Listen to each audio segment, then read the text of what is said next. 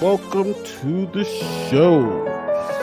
My name is Nate, lawyer, YouTuber, and I have to make sure I mute myself so I can't hear myself in my ear. Oh, so what we're supposed to be doing tonight? On Sequitur, I'll definitely ask that. The standard is by the comments. That guy, Steve says he believes of the partnership also considers the core required channel as in the car, only something that's obviously, yeah. So Steve referred Steve. All right. Yeah, Patreon graphic partnership. So, so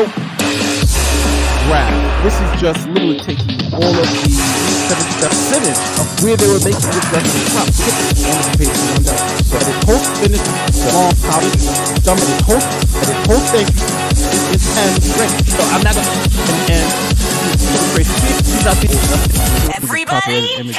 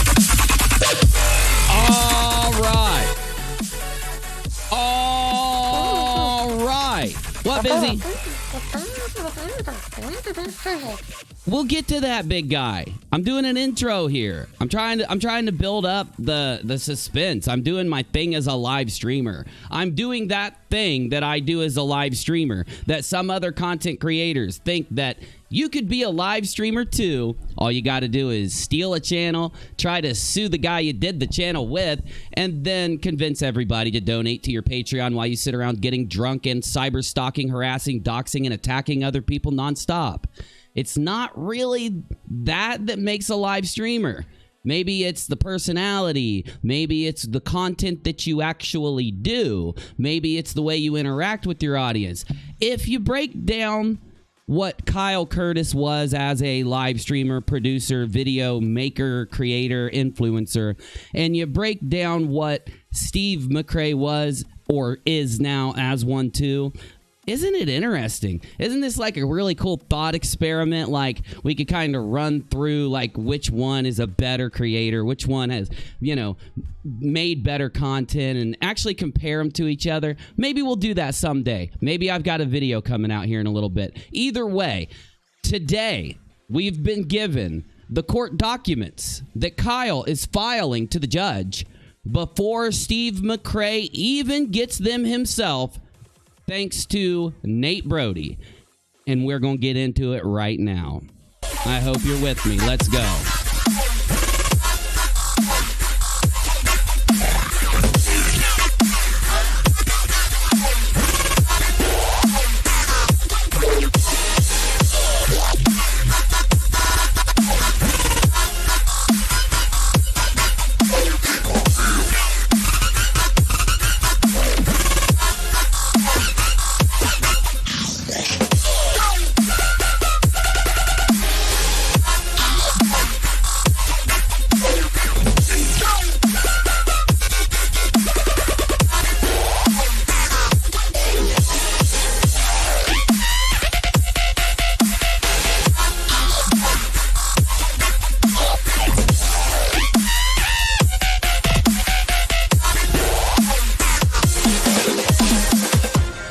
So, for those of you that don't know what's happened today, it's very interesting the way things are unfolding, because I've got every single thing that Steve McRae said about this incident happening. I've got everything he said here in front of me, every little detail that he said in relation to this happening, that this being released. He won't entertain Nate Broady's video. He hasn't pulled up the document, even though it's available to him and gone live and gone through it. And let's just entertain the fact that his boomy sausage fingers are too inept to actually operate the keyboard to be able to get the document itself. He could just click on Nate Broady's stream and put it up on his screen and go live. And I haven't seen him do that up to now. Is he doing it at this very moment? Is he streaming? Tell me in the chat. Is he streaming right now? Oh, you sent word to Heretic? Good. Because I could give Heretic this full document and he could go through it on his show. I'd love to see his take on it. So Heretic, if you need the document, just hit us up. Anyway, we're going to go through every last page of this document. Let's do it. You want to do that right now? Should we do that right now? Let's go through every last thing this document says.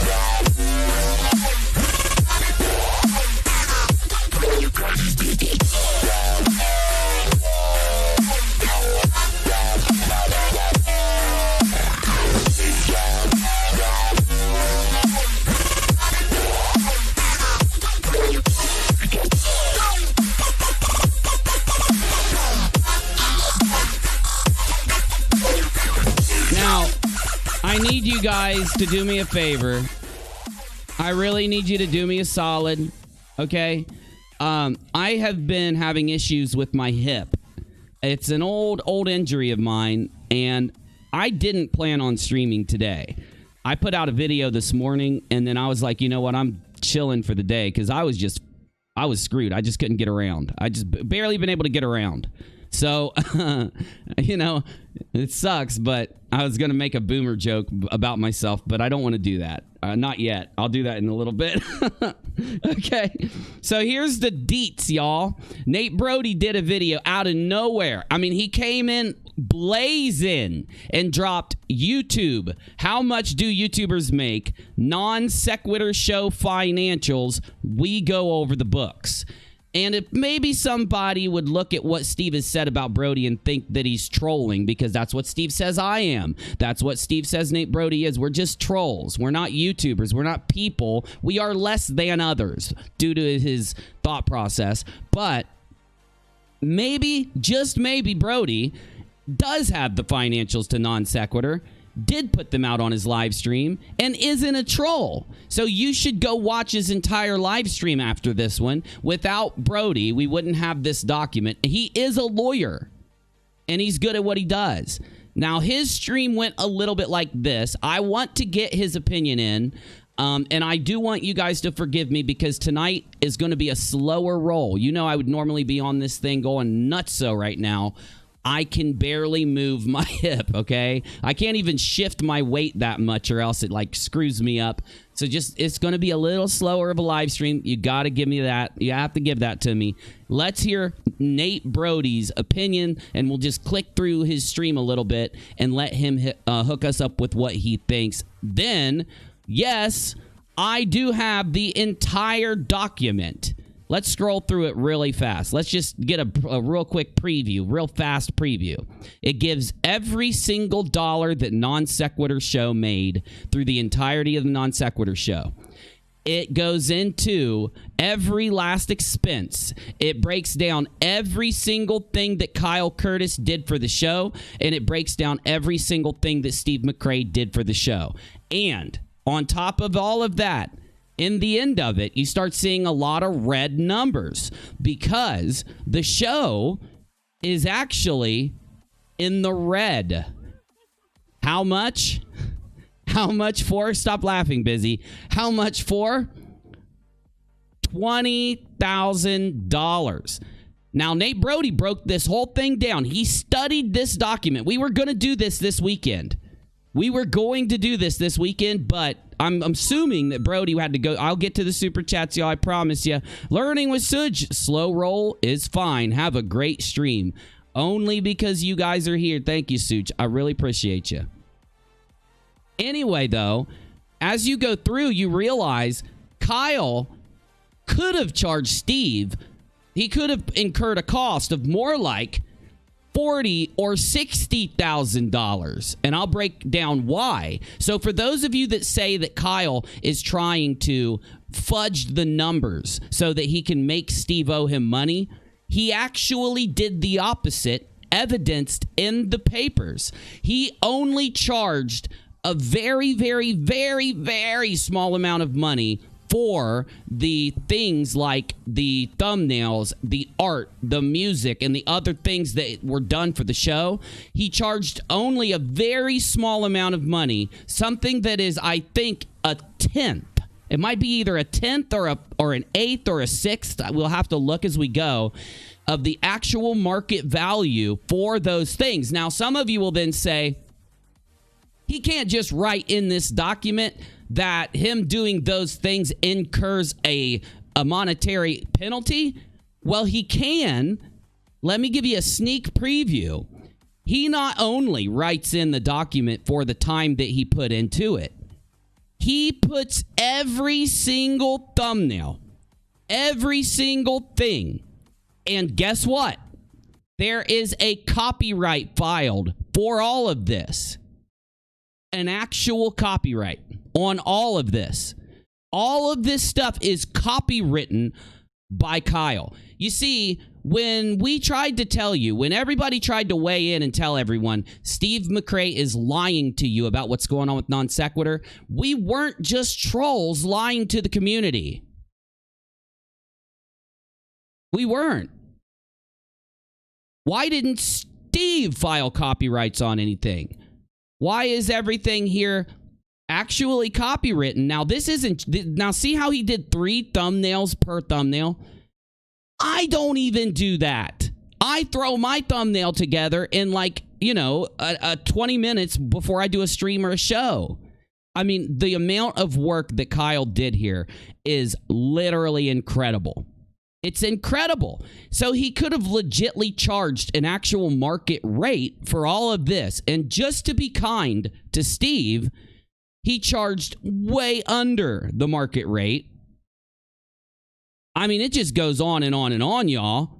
And it literally breaks down every single thing that Kyle did and then every single thing that Steve did. Everything you're looking at right here is all Kyle. See, what Steve did was take things like this in the death of the Non Sequitur show. When that happened and Kyle was saying something legit, I did all the art, the graphics, the music, the thumbnail, all the work. And it's all mine. He didn't just mean it was his, like there was a verbal agreement that made the thumbnails his, or there's a verbal agreement that makes, there's an actual copyright filed. There's actual legal papers filed to make it his stuff. You see what I'm saying? So once that goes in, now on top of that, Steve isn't going to be able to show a single video that has the logo in it because it's copywritten to Kyle. He's not going to be able to have a single show on Non Sequitur if the judge gives it to him after Kyle pops in and says hello. He's not going to be able, if he wins the channel, he won't be able to have a single video left up on the channel. It will destroy Non Sequitur because he's going to have to take down every single logo, every bit of music, every tiny thing. He's going to have to take all those videos down, then re-edit them, even if he can do that. I don't know if he can do that because all those old shows will still be split between them based on this partnership that Steve is alleging. You got me? But in the end, all that matters is that when you go through every tiny thing that is backed up by evidence, it's backed up by a copyright, and you look at using like a sixth. You know what I think the judge should do? And you know what I think Steve should do? Steve should stand up and say, I want it to be fair. I don't want Kyle charged a discount rate for all the copywritten work that he put in. I want Kyle to charge me the fair market rate for all the work that was put in. Then Steve would owe Kyle 30, 40, 50, I don't know. But in the end, if you just take in the fraction of the fair market rate for all of the work that Kyle did here, Steve owes Kyle $10,000. Now, don't take my word for it. As with everything I put out, with every opinion I draw, with every statement I make here, unless I warn you ahead of time, I will show you the evidence for why I've said this. And we're going to get into it, and it's going to take a bit. So I hope you've got your preferred drink of choice tonight. For some, it may be rum and Coke, but for us over here at UNIRock, we drink Red Bull, the drink of live streamers. So if you want to help, for every Red Bull that I open, a boom boom loses his wings. So if you want to help out with that endeavor, it's www.streamlabs.com/UniRock Live or www.paypal.me/UniRock. Or you could use that super chat button or join the channel. The best way to support us other than watching, liking, and sharing and leaving comments is joining the channel. Let's get into it. We're ready now. Let's hear Nate Broady's take. Let's hear Nate Broady's opinion. Nate did a massive amount of work onto this. I am not going to shout out many channels after this whole incident. I've said that in the past when people have turned into liars, when they've turned into scammers, when they've turned into cheaters, when they won't take criticism, when they try to lie. I've said I'm not going to do any more shout outs or endorsements in the future. I probably will do very, very, very few of them. But because Nate Broady did an excellent video with excellent research, a lot of time put in, I think you should help him out. Let's get him to 10,000 subscribers. He's almost at 3. Let's get him up to that landmark 10,000 to unlock the rest of the YouTube features for him. Subscribe and give him a like and give him a share. Share Nate Broady's video everywhere the internet will let you, in my opinion. What do we got? Karen, have some Red Bull on me. Well, I just want to let you know you've helped a Grinchy Poo lose his wings. Thank you, Karen.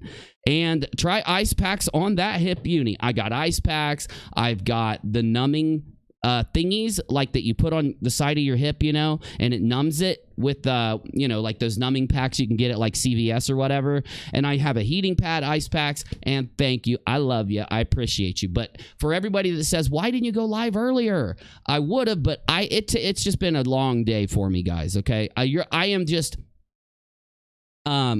I'm thankful I can even put this stream out. I was just going to stay in bed all day. Anyway, though, here we go. Hook us up. Nate Broady, make sure you like and subscribe and share his video. I want his video shared to all of the high heaven. He deserves it. It was a very low standard on the civil side. And thank you, Lucille. Yes. Bro, I wish. I do. I get a lot of exercise in there. I do. I get a lot of exercise in. I work out daily. It might be why it's effed up. I don't know. Geek Room 199 showing some love. Thank you. and this is next to you. This is that Kyle next to you? No, that is a lamp. But thanks for the super chat anyway. So let me get back to this. So in a criminal trial, there is no default judgment, right? You're not winning by default. You have to present evidence to a jury, and they have to unanimously agree, right? So that means that Kyle is not a criminal over what happened with non sequitur. It means he's not. So unless maybe some of these other content creators out there who want to actually stay in the positive karma spectrum, or what, I know a lot of them don't believe in that kind of shit, but whatever. If you want to just try to maintain the look of being a good person, even, because I know they care about that a lot too, you might want to rethink the way you've treated certain people in the last year. Like I had to do it. Based on the evidence that's in front of you, I've had to do it. There's no default judgment in criminal law. So and also the standard in criminal law is different, right? It's beyond a reasonable doubt. It's not preponderance of the evidence, beyond reasonable doubt. So when Steve says that people are stupid when they say that they don't believe Kyle did anything wrong, it is just like Steve saying that Earl David Worden is innocent. Yes, I agree, Nate, completely. In the same way that he's already told you he's completely won everything. In the same way that he's told you Kyle is a criminal by default now. Busy's Crackpipe says, get yourself a Red Bull and get Busy some party favors. I'm about to thank him for you. You don't have to interrupt me. You want to say anything else? Oh my God, I was being sarcastic. Stop talking to your crack pipe. Call him. Don't talk to him through the microphone, ding dong. Because in Kyle's instance, Kyle, just didn't show up to court, right? It was a very low standard on the civil side. I don't want you to be mad at me, Busy's crack pipe. Just give him a call. He's waiting. He's got his cell phone in his hand. He's sitting there shaking right now, like, he can't even dial your number. He's tweaking so bad. But you freaking tweaker. A serial. How does I'm not you are work in this situation? Whatever, you ding dong. Because obviously I don't want to get sue me, boomer. Monetized, but a serial that guy. I'm sorry. I'm gonna stop fighting with Busy. I will not fight with Busy throughout this broadcast. Steve says he believes him, even though the evidence was challenged and a jury unanimously came back. He says he believes Worden.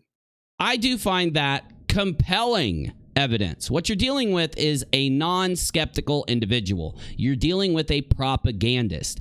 It is in his favor. In his head, it was in his favor to defend Worden. Right? So he's going to take what the judge determined and what the victim showed, not look at the evidence and not care about the victim's side, so that he can draw an opinion that Worden is innocent, hoping that Worden will help him get subscribers like he did with Lily Jean and her mom when he lied about Lily Jean's mom buying subscribers, didn't give all the evidence there, and then eventually admitted live that his criticizers were right the entire time, right? All these things that form together are done, in my opinion, so that he can grow a channel. When you lack the talent to be able to criticize, speak live, have a show, flow a show, do all of the things you need to do, from mixing the audio like I'm doing right now by myself, you're not helping, provably. Play every little piece of video, get the timestamps perfectly right for you.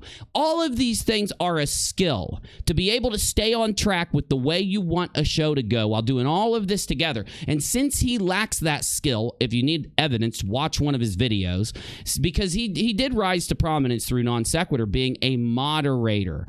And I think that after Non Sequitur, he realized he's not going to gain subs by content or his opinion or speaking, so he's going to have to do it the other way, buddying up to anyone that'll take him, trying to weasel his way into their subscriber list, and ask them to do things for him constantly. Try to play off of emotion. Try to play off of like how kind somebody is. Try to work your way in there with the creator and get all close to him. And then if anything ever goes wrong, you attack them, you lie about them. You say things like, I could refer you to a couple of my videos that could break it down perfectly for you with hard evidence. That's the thing you're going to get from these videos that I put out.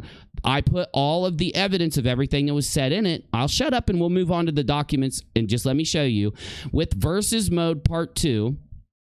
Right here, versus mode part 2, and this one, my response to the last few days. And you could watch any of these videos right here. Try to watch the ones that are edited. The live streams are long and rambling. Watch the edited videos. See the evidence with your own eyes.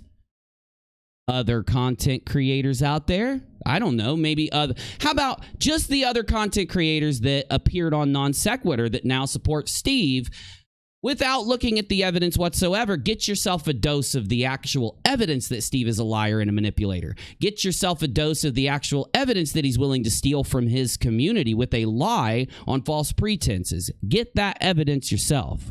Go get it. It's in those 2 videos. And his Learning with Suge, this is for not backing down to cyberbullies, Uni. Also, it looks like Heretic is blocked in the chat. He is not. I unblocked everybody I could, unless it didn't save, but just to help you out, Suge and Heretic, I will attempt to check right now.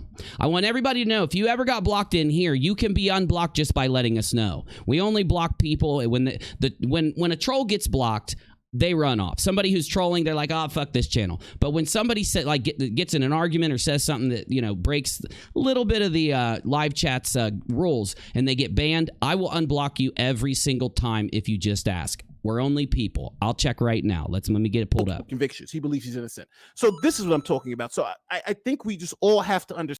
We got another one. Traveling Sasquatch, boom it to the east, boom it to the west, boom it to the boomy that I love the best. I've been booming. Thank you, Sasquatch. And Steve's logic sometimes is the worst thing possible. So you said it, Broady. You just said it, my dude. You just said it, my dude. Yes, it is okay. If you don't think that Kyle defrauded Steve, it is more than likely. Remember, you can believe what you want to believe, just like Kyle, just like Steve believes Warden is innocent. You know, the guy who's indicted for the stuff that he's doing now. $2 for the lamp. Love you, Jim Hall. Thanks for the super chat. All right. So you guys didn't really come here to see me play with my hair and talk about. Okay, Heretic is unblocked. Anybody else that got blocked, you can log into a different account and let the moderators know. You can email us. You can DM one of our moderators, whatever you want to do. But if you just let me know, I will unblock you. We never permanently do it to people. Criminal law and civil law. But looking at this data that you're going to see today, and when you see the truth, hopefully it'll give you a better opinion on what was happening. Now, questions, if you want to ask me questions, it's going to be hard because I know this chat is going to be popping like fire. So hit me with a super chat. If it's a question, I'll answer, and I'll see what I can do. Some questions I may not be able to answer. All right, so let's just jump into the good stuff. So first thing I want to show you is, let's jump into this first thing that I'm going to show you here.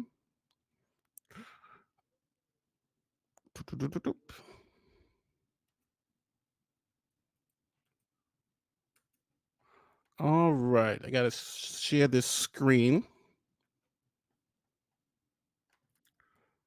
Here it comes, y'all. Get ready. At the moment, okay. We are getting right into it. I'm only showing you, I'm not going to show you the first page of the document. It has names, it has the judge's name, it has addresses, and I would just rather refer you to Nate Broady's video for that. Let's start with the document. So, this says this is the compliance to order. It's dated today, but will be turned over tomorrow, and it's about Steve McRae versus Kyle Curtis. It's going to be sent to the judge and to Steve's attorney. Oh, before we get going, this is the perfect time to show you what Steve McRae's response to all this has been. He says, he pinned a tweet 6 hours ago. He pinned it. Heard something about me? Ask me directly. Yeah, he doesn't, like when somebody criticizes me or if another content creator is mad at me, I constantly, constantly tell you, go watch them if you want to watch them. Then you can come talk to me. Go see what anybody wants to show you about me. Then come talk to me or come let me know about it. And then I'll watch it. I'll respond to it if I feel they have valid criticism.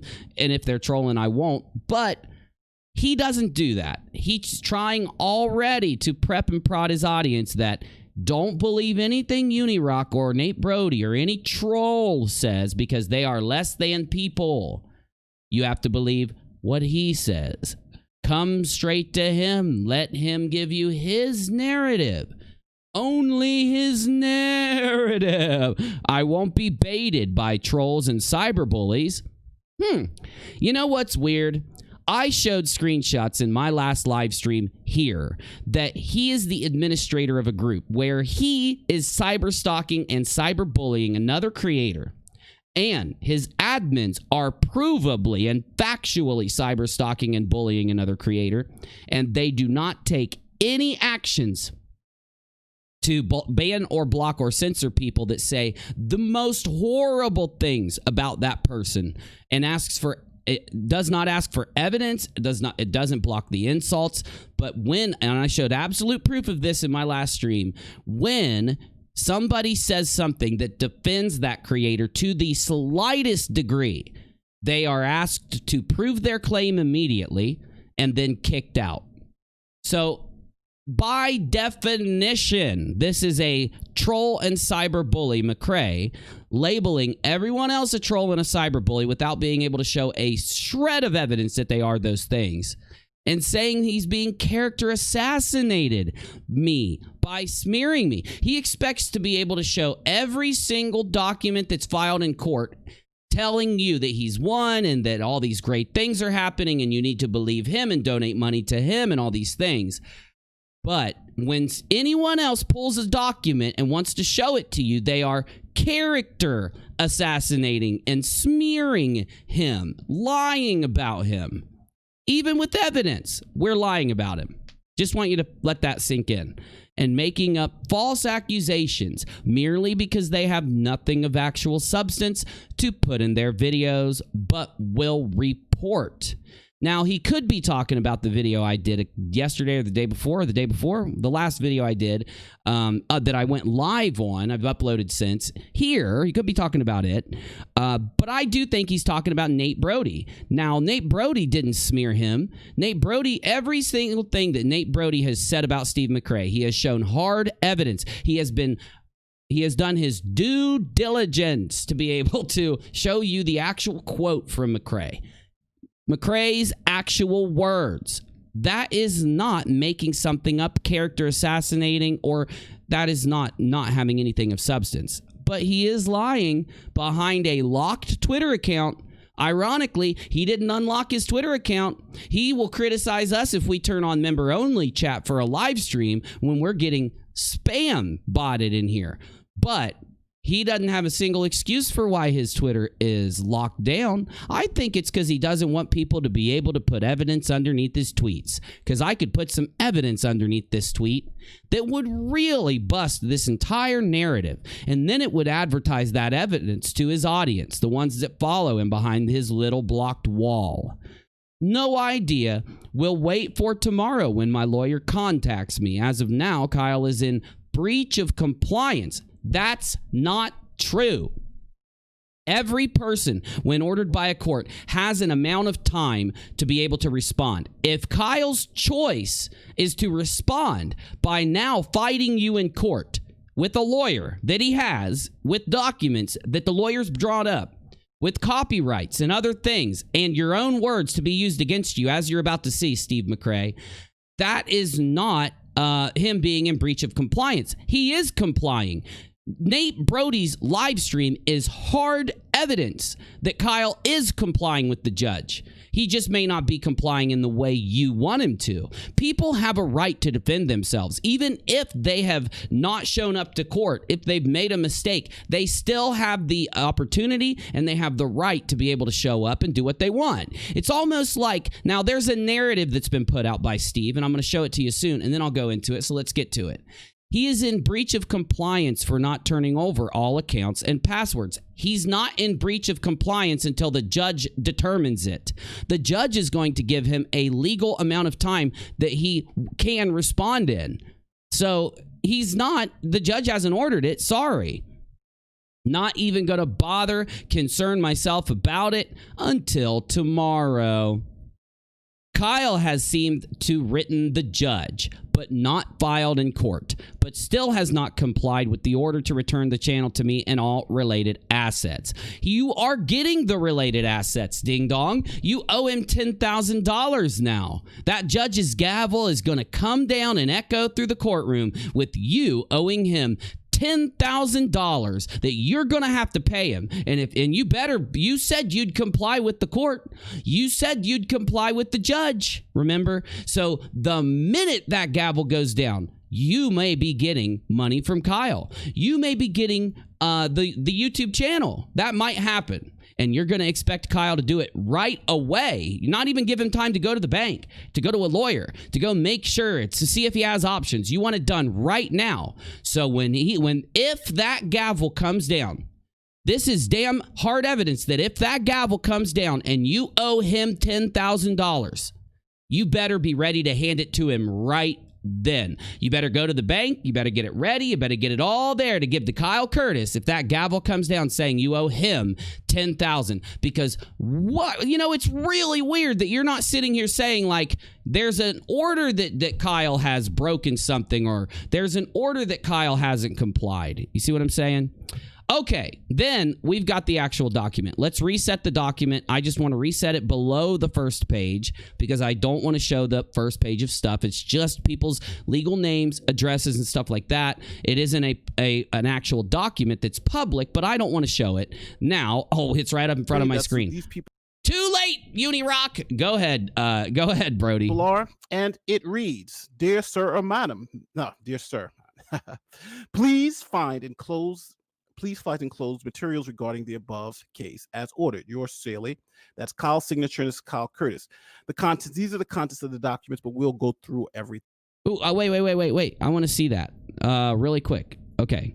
So what was the contents? We've got overview and the partnership task, administration logins and passwords, revenue, operating expenses, Kyle Curtis Design Services, management accounts 2017, 2018, and 2019, copyright, Kyle Curtis Design, and appendix, receipts, revenue accounts, and copyright. All at once. Now, this is a very important part of this document. This is the overview and the partnership task. It reads, this, which includes the management accounts, revenue, operating expenses, and a simple asset and liability schedule. As the court noted, plaintiff and defendant are required to both operate and maintain the partnership. This includes work completed by the defendant beyond the hosting of the show. Now, remember, the order said that they were partners just hosting the show. So it seems like this document is telling you that there are other things other than hosting the show that has to be considered when you're talking about the financial status of the show. These operating costs are considered mandatory for the success and operation of the partnership. This includes items like the defendant's copyrighted work, branding task, and other business-related items. The defendant has provided references to the world's best practices for a YouTube channel that were adopted in the partnership's development and implementation of the mandatory creative branding task and marketing programs that the defendant undertook in furtherance of the partnership. So let me go back to Streamlabs to see if anybody has any questions. It's something. Let's say, since that partnership said we can drive. Okay. I wasn't trying to skip any further than this little tiny thing he says about super chats or something. So as far as we've gotten to now, good information, right? Looks like we've got what has kind of come out to this point. The fact that they entered into a partnership to host a channel and that host a podcast, to host the hosting of the non sequitur. And looks like that Kyle ate a lot of expenses in doing what he did for the show, and that Steve didn't eat any expenses. So we're going to get a further breakdown as it goes here. Say we had a partnership to drive a car, but driving the car only leads you certain ways. If there's no gas in the car, if nobody maintains the car, just because our partnership said we can drive the car, if one of the partners is putting gas in the car and doing all that stuff, then it makes sense that partner is reimbursed for all the other stuff outside of driving, because our agreement was just to drive. So it seems like that's the story that's being told here. Let me go back to the document. Anybody have any questions? Remember, questions for the super chat, because they'll pop Oh, I was wondering what the hell that was. What are you doing over there, ding dong? Oh my God, crack! I need crack. Will you stay out of my live streams? Up real quick, and I'll be able to see them. Going back to the document. All right. Sorry, I forgot that I loaded that picture in there. I was sitting there like I could only see half of it. I could only see the little tiny bit of it popping out, and I'm like, what is that? Summary of financial. That's Vampire Busy. When he runs out of crack, he turns into a bloodthirsty vampire. So I made that up just now, but it's true. This is the part. Now, I'm going to ask everybody, because now I'm looking at the chat. I'm looking directly at the chat. Let me make it so I can look directly at the chat. Okay. How much do you think the show made? Remember, the show started in January 2018 till... Why did Steve call you Jar Jar Binks, Heat Shield? He called you Jar Jar freaking Binks? You gotta be kidding me. That's an insult. That's an insult, Heat Shield. I know, cry it. You just sit and cry, Busy. You just cry on out of the door. January 2020. I don't know. I'm just crazy. Give me some numbers. How much do you think the show made over that time frame? I love you guys. You guys are the best live chat I've ever seen. I love you guys. Like 5 seconds to answer this. 3, 2, 1. 100,000, 50,000, 20,000. Oh, we got some good numbers. Busy's crack pipe says Busy needs some party favored. Okay, you got your money now. Will you freaking chill out? Thank you, Busy's crack pipe. All right, so let's just go back to the document and see what those numbers are. What do you mean you'll be right back? I need you now. Well, go smoke it then. Just hurry. And the gee, thanks, Busy's crack pipe. Backups for them. All right, so they had 548 shows. Total revenue is $49,000. Woo, baby! Hold on, I gotta play a song or something. Geez Louise, Papa Cheese! Give me some music. Give me some party favor music, Busy. Hold on a minute. I gotta let this process. What? $50,000? What?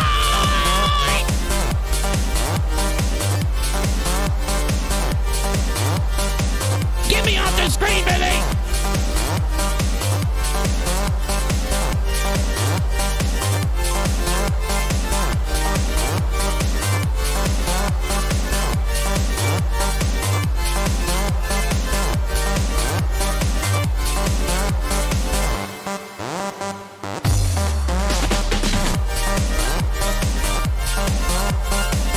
Do you guys see where Busy is pointing? I'm going to use Busy, okay? I'm going to use Busy to point at the items on the screen that I want you to see.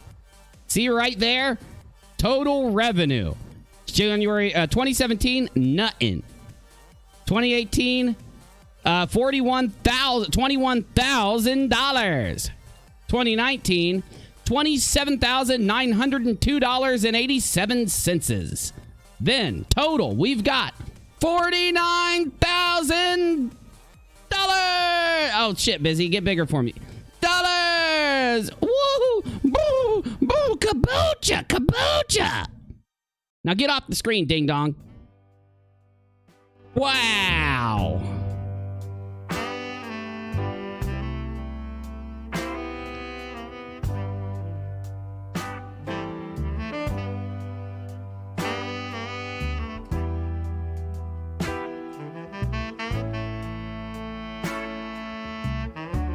You know, it makes me feel depressed as a YouTuber to know that somebody with less subscribers than me in 2018 and 2019 made more money than me by a long shot. What am I doing wrong?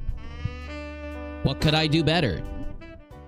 Maybe I need Aaron Raw. Maybe I need Matt Dillahunty. Maybe I need Kent Hovind. Maybe I need to be a flat earther. Busy.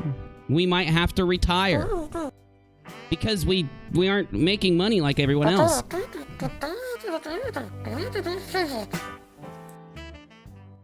Yeah, it's depressing.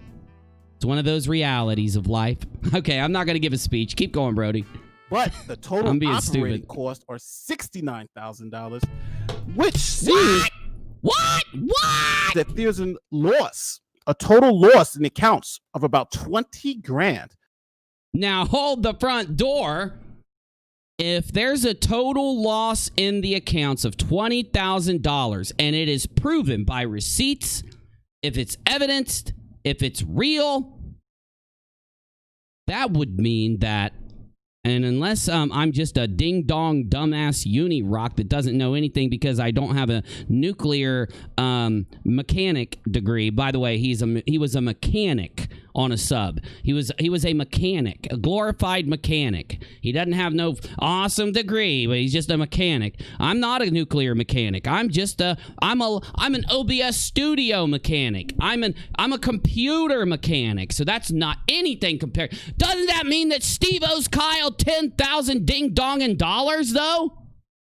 Why is my music not playing? Is it broken? Is it breaking down? Is my computer failing on me? Restart it, ding dong. Restart my music here. Let me use a different music player here. Yeah, I swear, man, that sounds to me like Steve's gonna owe Kyle some 10,000 ding dong and dollars.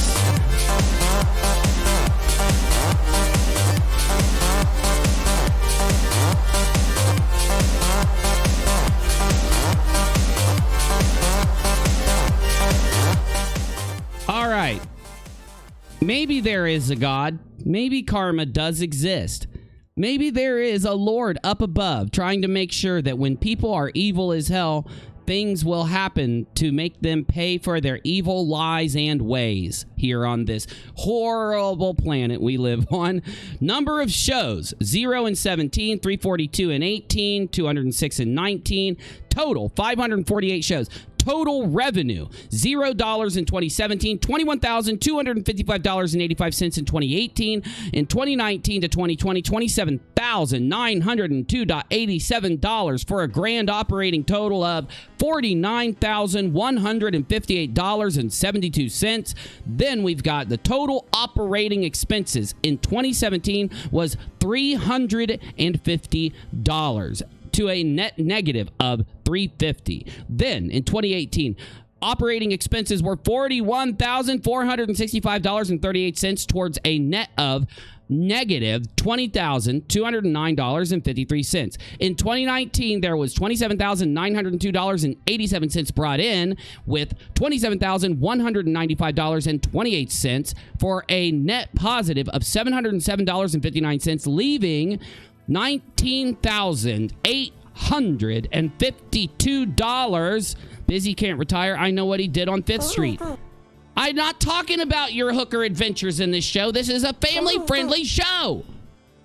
Thank you for the super chat, Busy's crack pipe. But that is for a net negative of $20,000.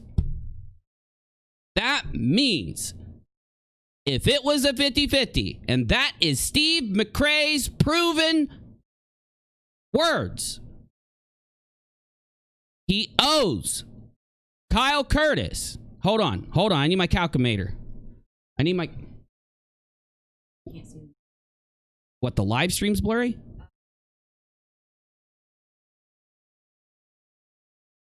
Well, then I might have to restart because a bit rate might not be going out. Is that what you see it as too?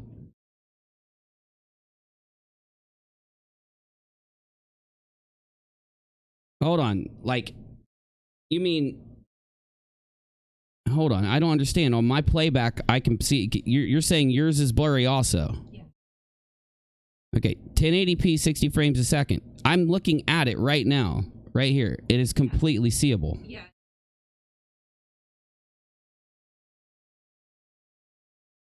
Oh, it got blurry because busy. Yeah. I don't understand. I don't know what you... I can see it perfectly on my playback. You can't... On your computer, you can't see it.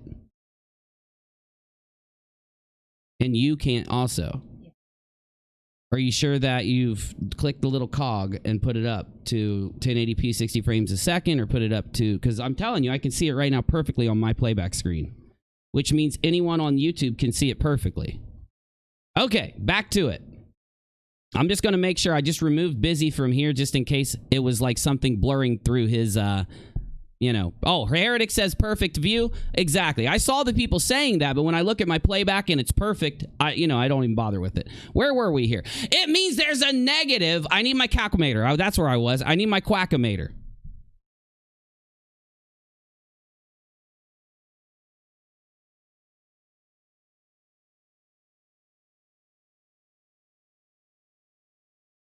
Okay, so we've got... You know what? I've had the chat up with everybody being able to talk this whole time. I think it's equal time, open equal time member. Let's switch to member only chat. All right. We've got 19th. I'm just a ding dong dumb UNIRock. I don't have a mechanic degree on a submarine. I don't have that. I don't have a strange opinion of semantic arguments when it comes to the definitions of the words atheism or agnosticism. I'm stupid. I must use a calculator to know if Steve owes Kyle anything. So the net money for non sequitur is $19,851.96, and we divide that. That wasn't the divide button. I haven't used a calculator since I was in school. $19,851.95. That works. 95.8 cents divided by 2 is... That means that Steve McRae sued Kyle and now owes him $9,925.98, rounding up that last number because I accidentally put it in there anyway. Oh, my Lord. That means there is a God, I think. I think that means there is a God, Steve McRae. I'm a stupid UNIRock. I don't know. I don't know what it means. I don't know what anything means. I'm stupid. I think you owe him $10,000, ding dong. I think you owe him.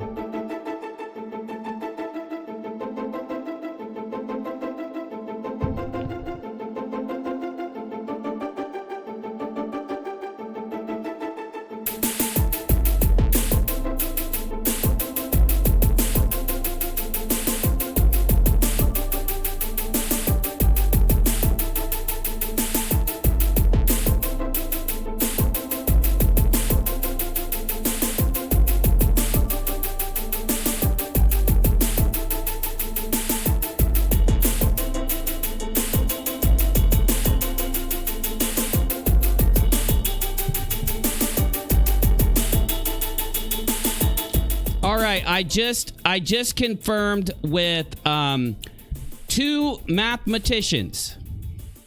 I just confirmed with a mathematician with a degree in mathematics, because I'm a dumb UNIRock and I have to make sure that I'm doing this right.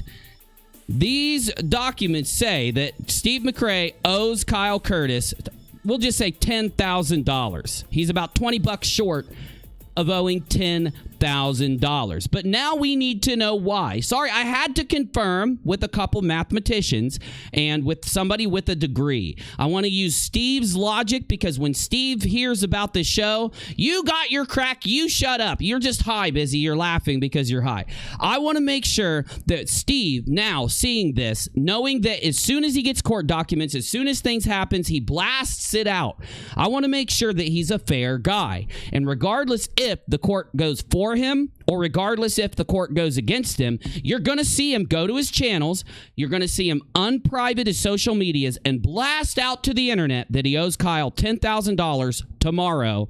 That is unless he only tells you parts of what's happening that would get you to believe his narrative, right? Like, yeah, that could be it too, just so you know.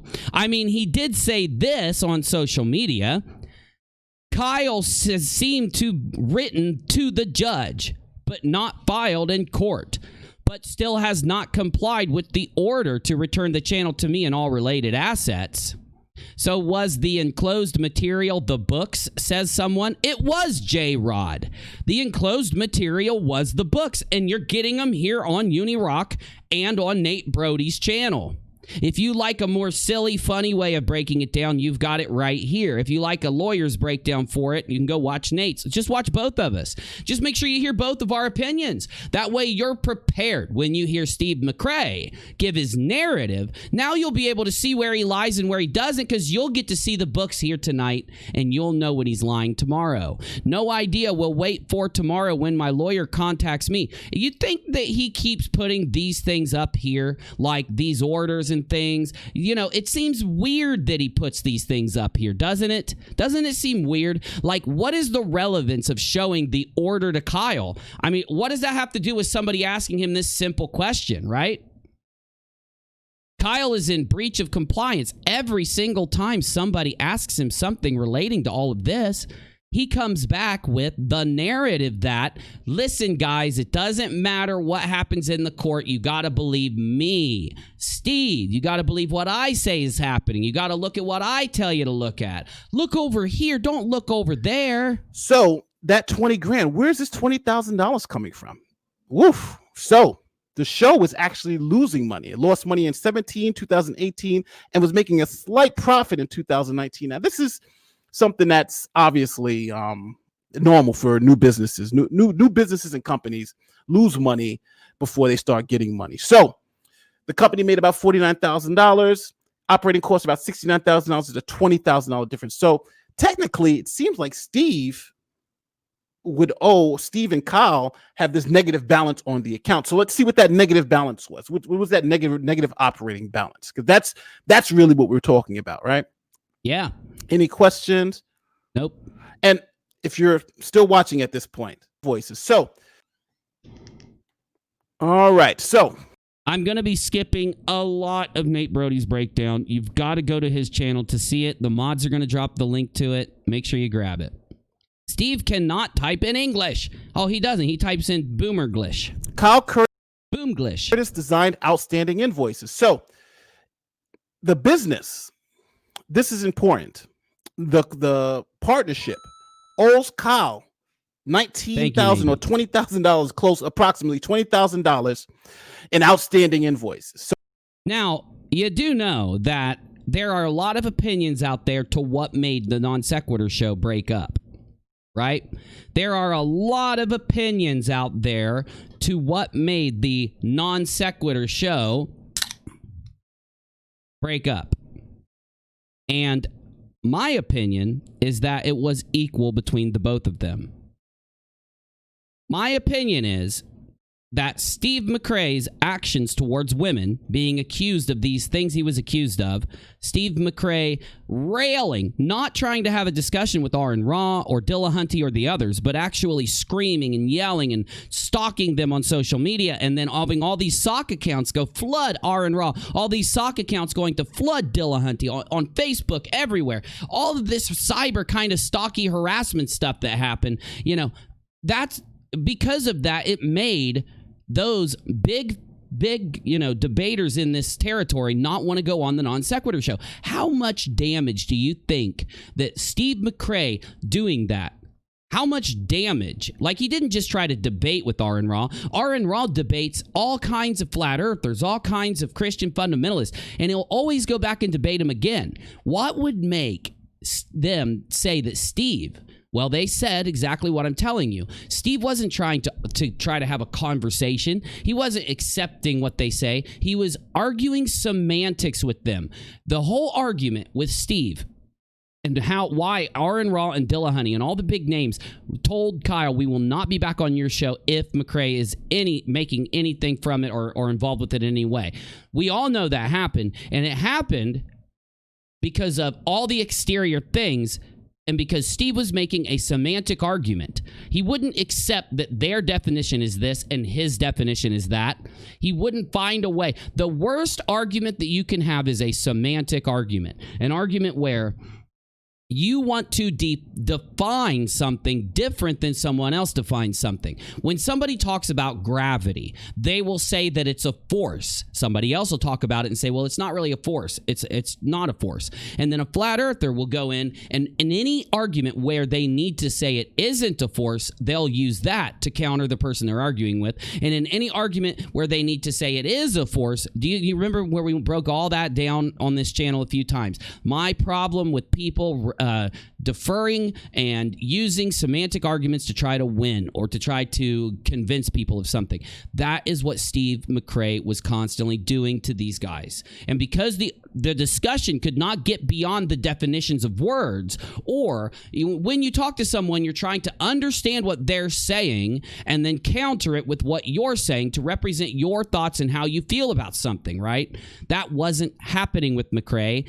It was a semantic thing they were getting hung up on top of the cyber stalking, the bullying. Then, what was the name of the guy that passed away?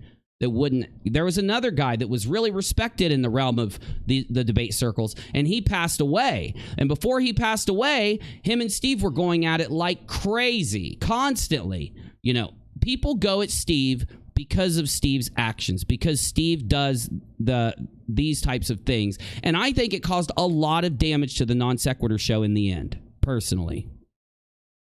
Those tasks together are what hosting tasks. Okay, let's check this out. Kyle on uncontested to continue to use that of the defendant's copyrighted materials from. Okay, let's check this out. Yeah, so Steve owes Kyle about $10,000. Now he owes him $10,000 because Mirbino, keep them Red Bulls cracking. Thanks, dude. Grinchies lose their wings on their Grinchy sleighs when I crack a Red Bull. The reason why it's $10,000 is because Kyle and Steve then, based on Steve's admission, it's a 50-50. Based on his admission that they both need to be responsible for the amount of money, not just one side, like he tried to convince all of us. If this judge, I'm not saying the judge will, I'm being realistic with you. I'm not a Steve McRae. I'm not a boomy boom boom. I'm willing to tell you this hasn't been entered into court yet, and the judge hasn't made up his mind yet.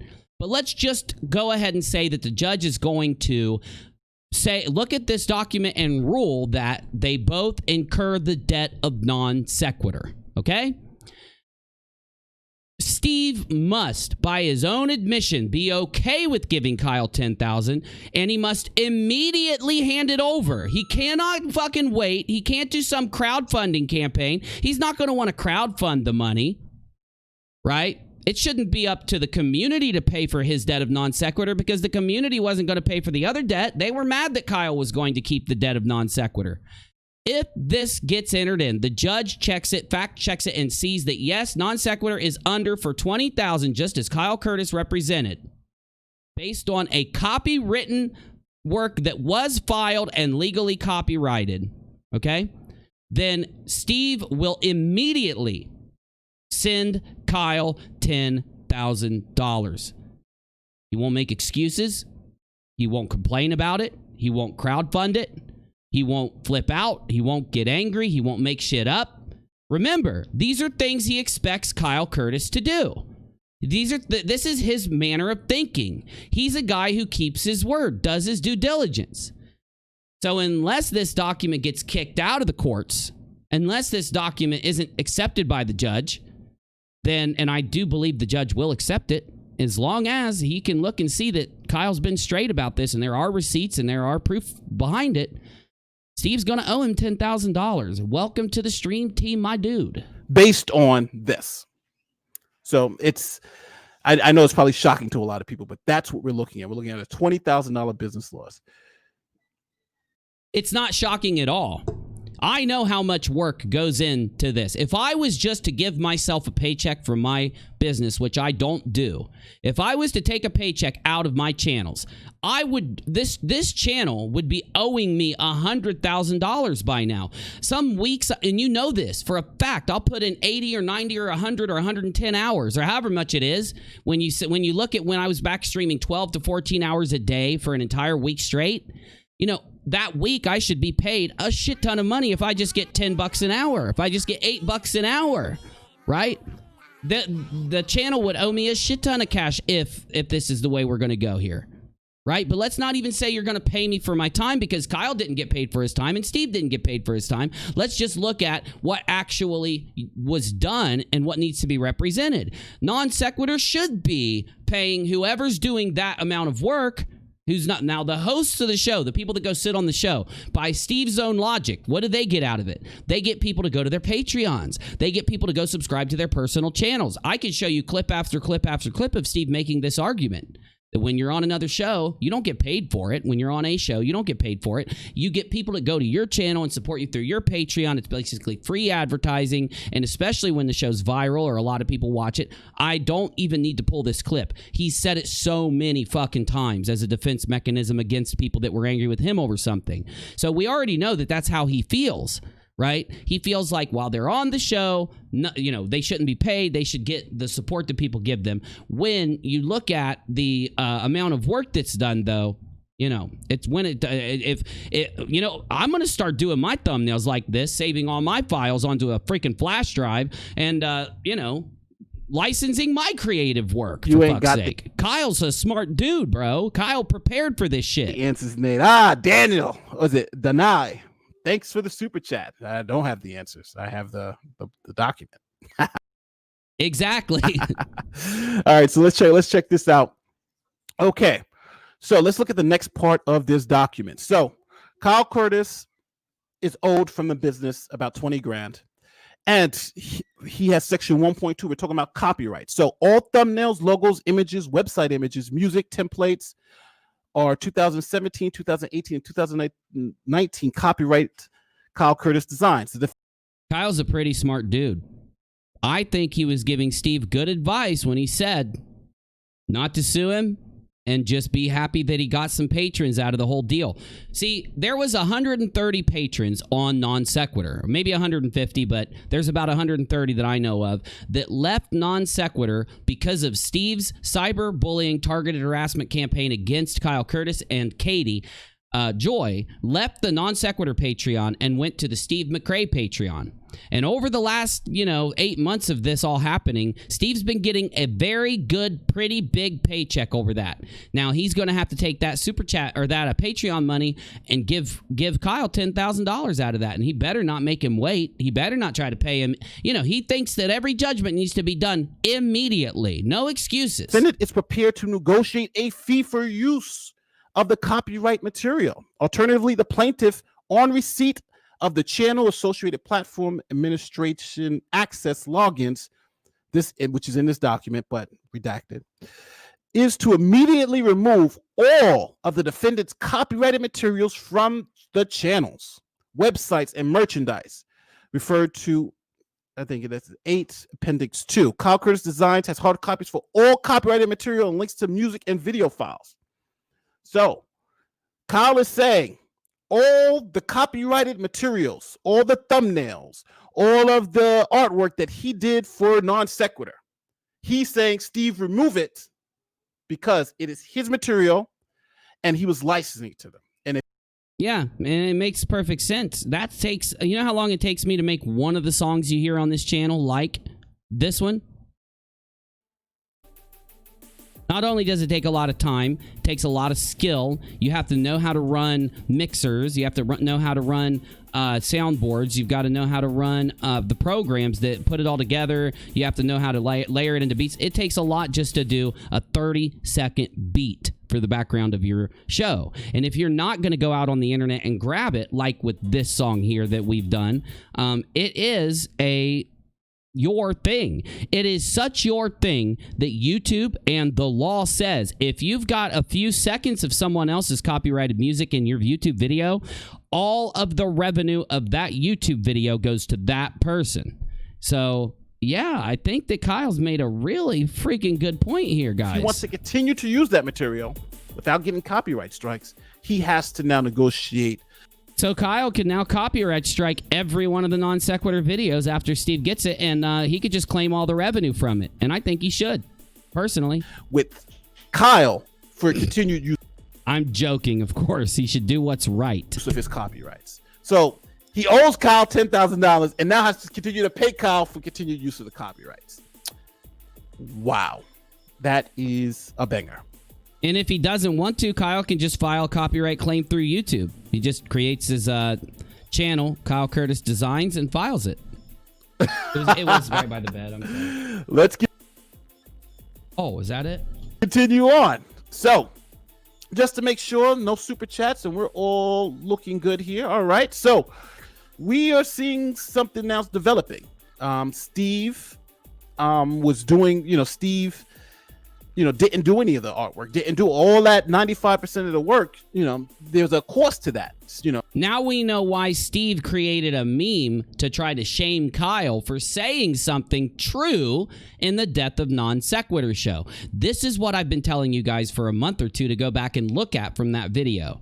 He was trying to tell Steve, bro, this is my copywritten work. This is my art. This is my music. This is literally my internet work. This is my thing. This is my talent. This is what I do. This is like my stuff. You didn't do any of it. You just showed up and sat there. And just like every other person that showed up and sat there, you didn't earn some big thing from this. And you don't want to earn some big thing from this. There's a lot of expense involved in this. And it seems like Steve was just showing up to shows. But let's look through the document to see if Kyle can now justify all this.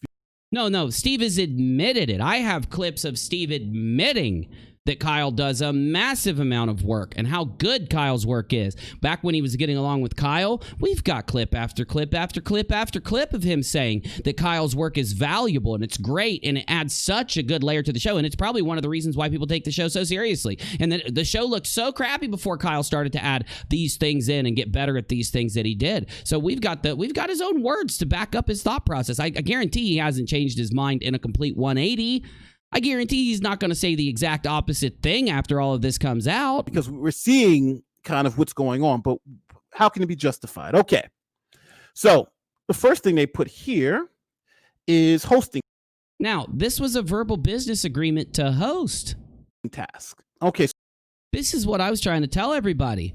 There was a verbal agreement for him to host, and there was a verbal agreement for others to host, and this was Kyle's show. Now that Steve has, though, ruled that it's not, and that Kyle must give it to him because he was a 50-50, which the judge isn't going to do, by the way. I do think that the judge is going to keep them 50-50 if he even allows it to go, but they're going to have to resolve this because if it was 49-51, then somebody would be able to make up their mind. Since it's 50-50, historically, the court makes businesses dissolve that business and just restart another business. And that's probably what the judge will order it to do if they can't come to an agreement. He's going to allow them both to say what they want and to talk it out. And if they can't come to an actual agreement between each other, the judge is going to make them dissolve it and then start it as separate business entities. So this is why Steve should have taken his friend's advice throughout all of this. Because I wasn't just sitting here telling Steve, fuck attacking Kyle. Fuck attacking Katie. Stop it, dude. Go over and start Non Sequitur now on your channel. Or create a new channel and start Non Sequitur. You don't need the old channel. You've already got all the patrons that came over. You've already won. Not thanks to Steve, thanks to the lies he told other creators that put that information out for him and got other people to look at the stuff we were putting out erroneously. Now that I know it was based on lies, I fixed it on my channel, thank God. Other people should fix it on theirs too, unless their channels are just a flippant thing that they lie on and bullshit on, but that's up to them how they handle it. But in the end of this, I was giving Steve good advice when it came to this. Now, I don't know. Maybe his lawyer's going to get in there and devalue this entire book, all the books, all the documents. Maybe the lawyer's going to do something that'll fuck everything up and say, now, Kyle doesn't deserve any money for his copyrighted work and things that he did, but I doubt it. Because why shouldn't Kyle be paid for his copywritten stuff that was used throughout this? And Steve should be paid for his copyrighted stuff that was used. I just find it interesting that Steve McRae did not have any copywritten stuff done for this show, and Kyle Curtis had every copywritten thing done for this show, like me, on my channel. Every copywritten thing you see over here is mine. The music that I play that isn't downloaded off the internet, and I put it in I tell you when I'm playing someone else's songs constantly, but the art that I do, all of that is my work, right? They're answering that question. It's interesting that Steve didn't have a single thumbnail. Wait a minute. He doesn't know how to do thumbnails. He has other people do thumbnails on his channel. It's interesting that he didn't do a single song. Wait a minute. He doesn't make songs. Those are other people's songs that are on his channel. Busy, I can't talk any louder. Well, you're going to have to stop putting that into the teleprompter then. I can try. That's as high as I can go. It's weird that Kyle did everything. And then I think back to the Death of the Non Sequitur show where I was sitting here telling everybody to go watch it again and think about it from the perspective of what really happened, which is where the owner of the channel is talking to two people that are begging him not to do something that they don't want him to do. And remember when I referred you to the conversation in the DMs where Steve was going to get kicked off the show like a year and a half before all this happened, and he was literally begging Kyle not to kick him off. 50-50 business partners don't do that. But you know what? Everybody wants us to take the side that it was a 50-50 ownership of the channel. So, Steve, you owe Kyle $10,000. What was part of the partnership? What are you not charging for? So they put here, this is based on uncontested complaint. So this is the judges from the judge's order. And it says that we're talking about verbal business agreement to host. So we're talking about just hosting. So what did that entail? Let's shrink this a little bit. So that entailed show hosting. Both Kyle and Steve did it. Let me see if I can highlight these. No, it's not letting me highlight it. Oh, a little bit. But that's what we're talking about. So these were the tasks that were within the partnership agreement. Hosting, guest sourcing, guest book scheduling, research and show topics, marketing, and Facebook and social media, guest appearances above shows. And you can see for each one of these tasks, they both did it 50-50. Even though McRae didn't host all the shows, but he still shares in the profit of the shows. Those are the notes. And some of the guest shows appearances for marketing. So this was a task that both partners performed equally. And obviously, Kyle is not charging for it. And the order says that the agreement was for the hosting of the show. So this is what. Now, you know, Steve's entire following must accept this. If it's filed into the court and if the judge says that this is how it's going to be, his following must support Kyle in getting this $10,000 from Steve McRae because they were fine with the opposite happening before they saw the books. What that entails. Let me go back to StreamYard to see if anybody said anything. All right, I got a $5 super chat. What happened to the in perpetuity? I'm not too sure. Angry Roach, thanks for the super chat. Love you, Angry Roach. Well, I think what happened with the in perpetuity is that the judge said that in those papers where Steve says that the judge ordered him everything, the judge does say that Kyle still is a half owner of the business in those papers that were filed from the people that broke down those papers to me. Now, I know I'm not good with those papers, and my people that broke it down and looked at it could be wrong. I'm just telling you, it seems like the judge kept Kyle as a 50-50 owner going forward simply for that reason, that Kyle is going to be able to take 50% of everything the show makes if Steve gets it and keeps using it, because that's the agreement Steve took to court and stated in front of the judge that was there. Steve can't just stand up and say, now that Kyle did this to me, I get to take him off the business agreement. That's not how businesses work. It's not how court works. It's not how the law works. You argued in front of a judge in a sworn affidavit that it was 50-50 in perpetuity between you and Kyle. Now, once you get the show back, if you do, I'm saying if you do, after you incur the $10,000 to Kyle that you owe him, and after you remove all of Kyle's copywritten works from the show, now you will have to pay Kyle 50-50 of everything the show makes in perpetuity like you demanded, based on your own argument and based on your own affidavit. Now, how did Steve argue around that? Steve said, Kyle committed fraud against me by doing this, and therefore I don't have to give him 50-50 in perpetuity because since he broke the business agreement by committing fraud against me, now I'm allowed to take him off of the business agreement without any court order, without any ruling, and without any criminal charge. That's not how the United States works, Steve. You know it, and this is why nobody agrees with you. It's why every skeptical thinker stops siding with you once they see how you really are. Once they see that you put out the lie or the aura or the visage that you are a critical thinker, skeptical, and fair. Once people see through that and they notice that you're not, and you only argue things so that it benefits you due to a narcissistic personality trait that you can't defeat, then skeptical thinkers and people that are based on facts and evidence stop working with you and correct the mistakes they made before looking through that fake visage, the two-faced visage that you put out. You got me? You, by your own argument, must keep Kyle Curtis as 50-50 owner of the show based on your affidavit and based on every single thing you ordered. And if he did fraud, if he committed fraud against you, before you can take him off as a 50-50 business partner, you must take him to court and criminally prove it. You can't just attribute fraud to somebody. That's a criminal charge. People are deserving of a fair trial before they're attributed with these types of charges.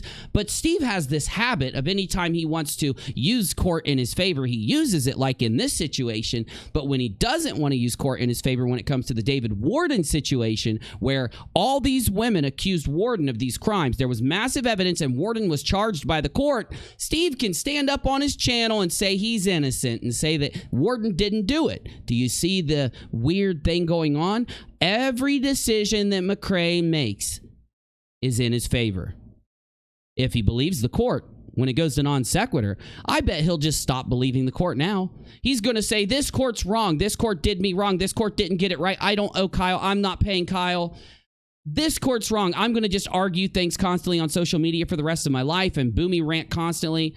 I'm not going to give him 50-50 in perpetuity, even though that's what I said our agreement was. Now he's going to want to dissolve the agreement. Now he's going to want to dissolve non sequitur. You wait and see if he doesn't say, okay, fine, let's just dissolve non sequitur and we'll both move on amicably. Wait and see what he does.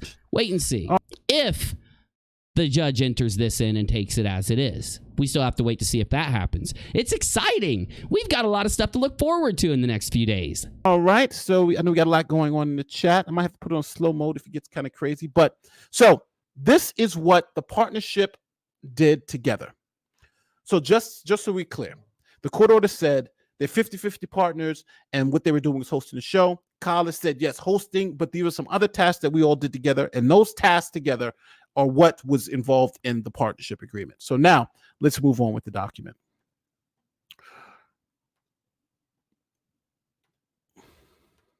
All right, going to the next page. So, oh, look, Kyle even put in this document the amount of shows everybody hosted. So Kyle hosted 319 shows, Steve 308. You got Caitlin Chloe 170. Oh, Katie Paulson 163. Well, these people did a lot of shows. So these are actually the host of the show. So he puts who hosted the shows and how many shows they actually hosted. Wow. So now we're going into operating expenses. So these are things that weren't done by both partners, but were necessary for the continuation of the business. Unique high-impact thumbnail design.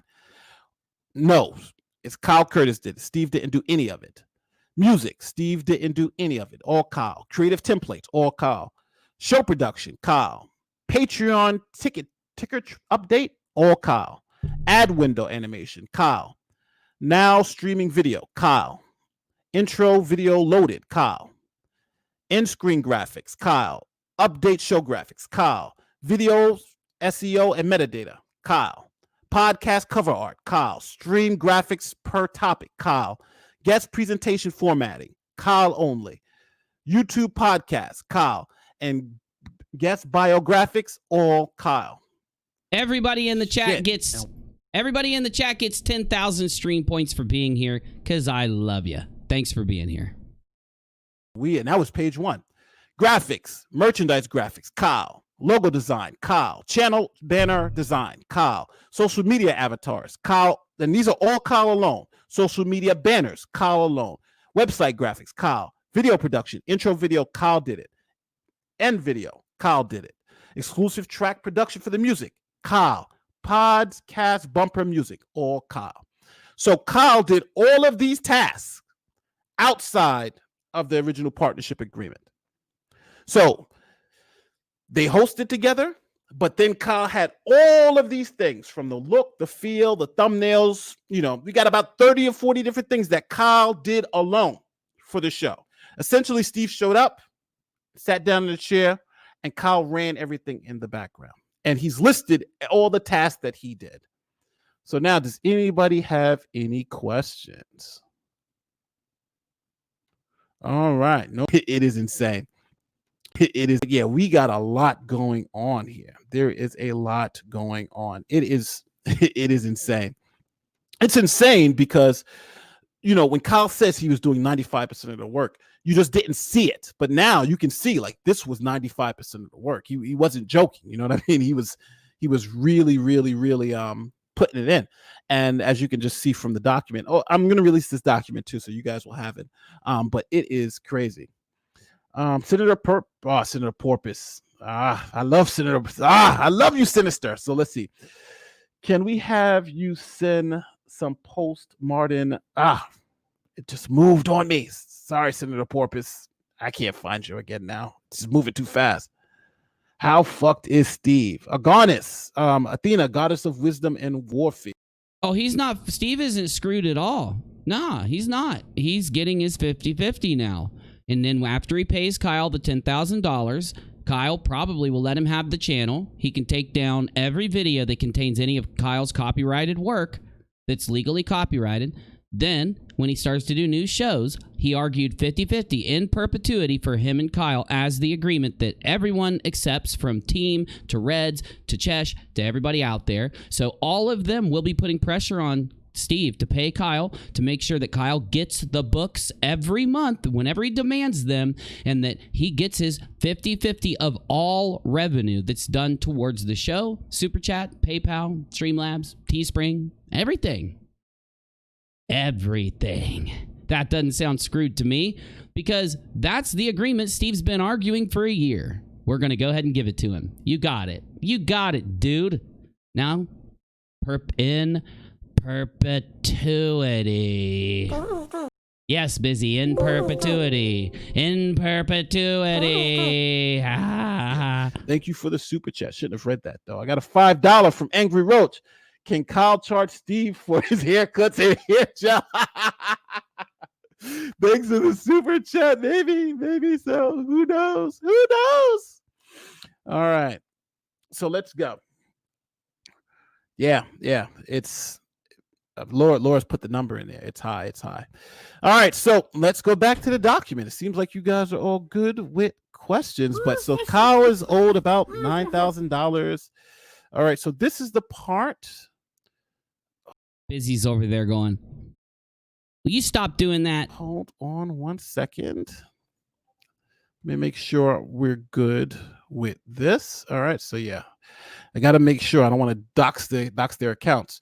All right. So the next part of the document we're going into is, now this, remember, the court ordered the logins and passwords. So Kyle is providing them for all the logins and passwords, Patreon, Teespring, Facebook, Fireside. So get the username and passwords. So obviously they're going to check these to see if this was all right, if all these revenue. So now let's talk about revenue, how the channel was making its money.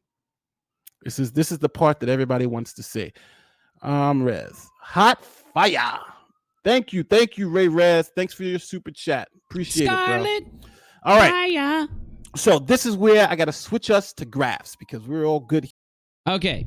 I think what we're going to do next is thank Nate Broady for an excellent breakdown. We might come back to Nate in just a minute, but we are now an hour and 30 minutes in, and I'd like to end this around the 2-hour mark. Tomorrow we will go through more of the document live tomorrow night, even crazier. And we'll get to show you what Steve McRae's response is to all of this happening in court. And we'll get to show you, you know what I think Steve's going to do? Let me tell you what I think Steve's going to do, because you know that Steve, when he argues something for a year, he wants it to happen, and he doesn't change anything. He doesn't morph his arguments. He doesn't change what he says. So it's going to be great. But anyway, let me tell you what I think he's going to do. Then we'll break down the document a little bit ourselves, and we'll get over to the after show hosted on the Rockalot YouTube channel, youtube.com/c/Rockalot. UNIRock Live.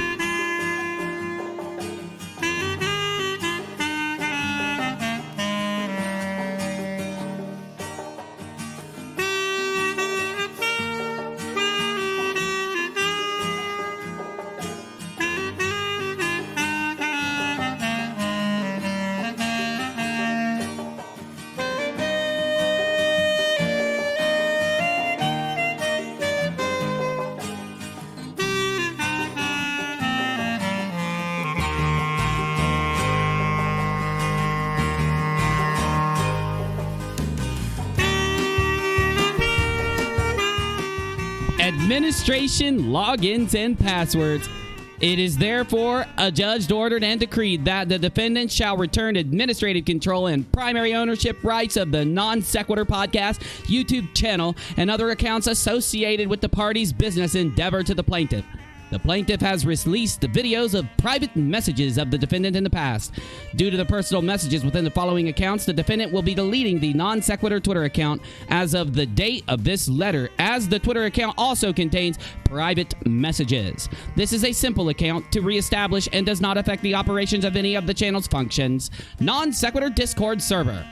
It is a fan page and not set up or administered by the defendant. The defendant has no administration login details for this site. YouTube. A link will be sent to the plaintiff's email address to hold primary ownership on filing of the documents. The defendant will provide evidence via a screenshot to the plaintiff's lawyer and the court that the link has been sent to the plaintiff. The process to establish primary ownership requires the link be sent from the creator studio within YouTube. The defendant will retain access to the channel as a 50-50 partner. Platform username password redacted. Revenue shown within the profit and loss management accounts is from the following downloaded reports: YouTube, All Revenue, Patreon, Teespring, and Streamlabs. These reports are contained within the management account section within Appendix, can be accessed online via the logins provided. That means that Kyle is owed half of everything made by Non Sequitur in perpetuity.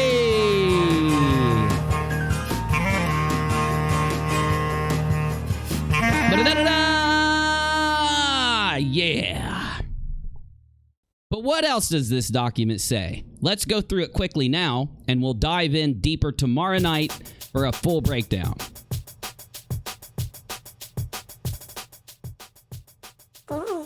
You're damn right I'm good at this. I'm a talented live streamer. I have content that I do here.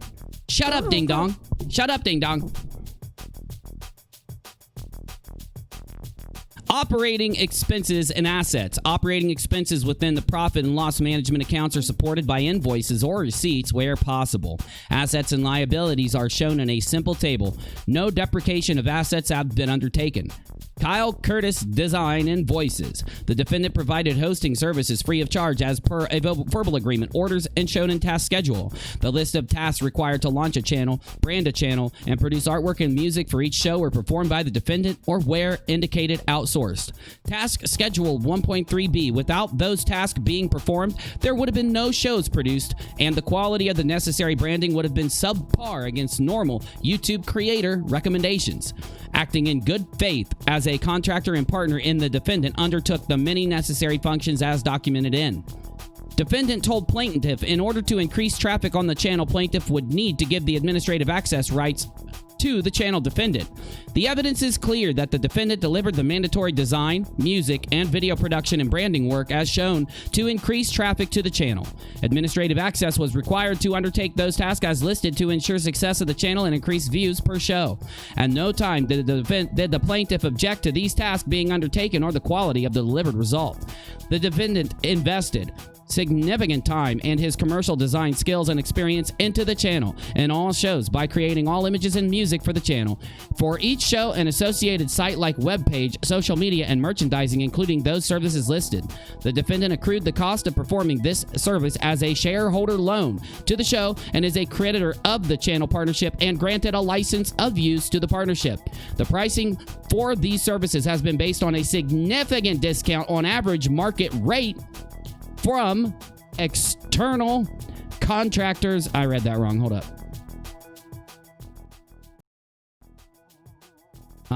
Where was I?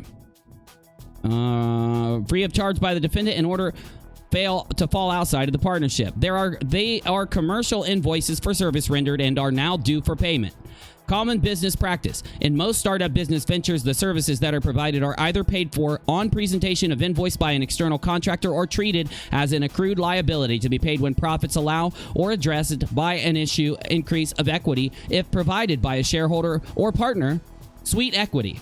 This is a standard business practice in startup ventures. The defendant has provided the details of calculations and hard copies of the external source quotes to reach the charge per show for his service and has provided the calculations and itemized invoices for the period.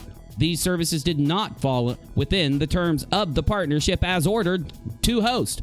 The defendant is unaware of any service as listed outside of the to host services provided by the plaintiff and requests details of such services and their cost to be added to the management report. Based on best world practices and YouTube Creator Academy recommendations, the finished product delivered and services provided were required, necessary, and added significant value to the channel and its success. And we have clips of Steve McRae agreeing that all of that is real and true. The defendant expended considerable time in designing and implementing these necessary and mandatory images, branding, and music. There was no agreement that these services were part of his role within the partnership or were free of charge. The defendant designed the unique custom thumbnails, the music, and the templates for screen layout for all shows of the channel and for associated social media, merchandising, and logos. YouTube best practices, graphics, music, and production from the Academy. Thumbnails are usually the first thing viewers see when they find one of your videos. 90% of the best performing videos on YouTube have custom thumbnails, like the one that you see in the front of this video. Let me show it to you because, my God, is it one of my best works. If I was to charge somebody for me making this gorgeous, beautiful thumbnail, I might have to charge them $300. I don't know what would be fair. Because damn is that good.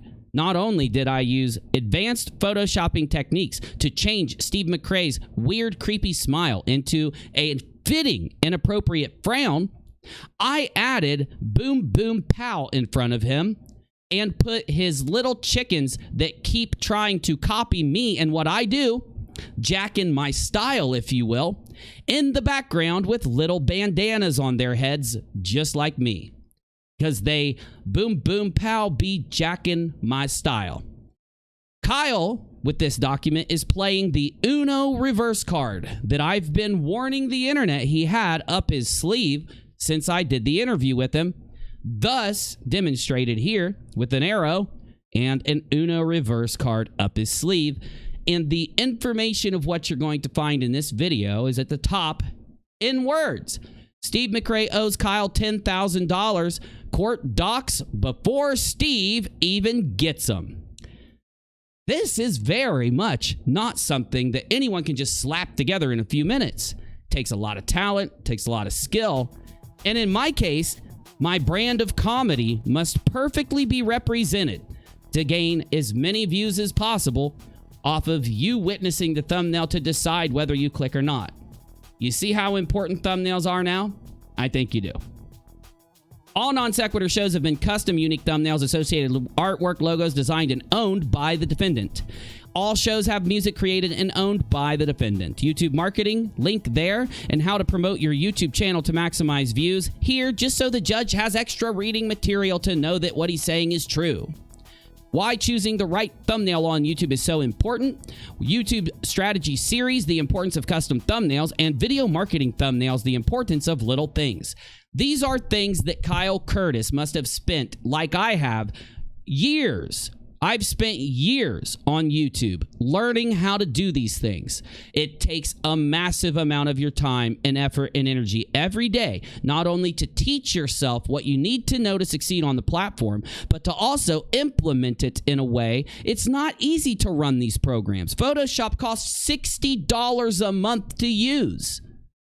And in order to do it the way that you need it to look so that it is, catches people's eyes and gets them in, you have to learn some shit. Why didn't Steve ever do that? Why has he still never been able to do his own thumbnail all this time if he's a 50-50 owner that really does deserve all half of the money from non sequitur? It's okay because he's been given it now. External contractor average rate for tasks for each show and channel 2 hours, $200 to $300. Refer to attached external contractor hourly rates and packages. Kyle Curtis design cost rate for tasks for each show and channel, only $120. Service provided in good faith at a significant discount to average market rate to support the partnership. Other tasks: channel and show and operating expensive, merchandise graphics, logo design relaunches, channel banner design, social media avatars, social media banners, website graphics, intro videos, end screened videos, exclusive track production for the audio and the music that was done. See, I want to say this one more time. One of the main things that Steve was trying to meme on Kyle with was the fact that he did 90% of everything and deserved, payment for what he did and all of that. And Steve did nothing because he was just a co-host, like they had agreed the whole time. He turned that into a meme to attack Kyle with, because he knew that he needed to get his audience to look at it that way. Because if you look at it like a normal fucking human being, you wouldn't side with Steve. You're basically saying that Kyle does everything for this show to work, and all Steve does is show up and sit his ass in that chair and harass Aaron Raw, harass Matt Dillahunty, and harass the other co-hosts, acting like an idiot, getting drunk, and then what did he do next? Oh, got accused by all these different women of inappropriate comments made to them. What was his excuse for those inappropriate comments? I know. You know if you've watched or heard him talk. He said, well, other people like GE and Kyle made comments like that too. Why can't I make them? And any older gentleman knows that once you are, an older gentleman, you don't make those kind of statements to young women, especially unless you have their permission or they're okay with it. And every single time they ended up coming out and saying, I don't want to be around him. He says the grossest things to me. I can attest that some of the stuff, some of his comedy, some of his comments, some of his statements around his peen and other things that he said to people like Katie Joy or the other women, stop it, what did I do?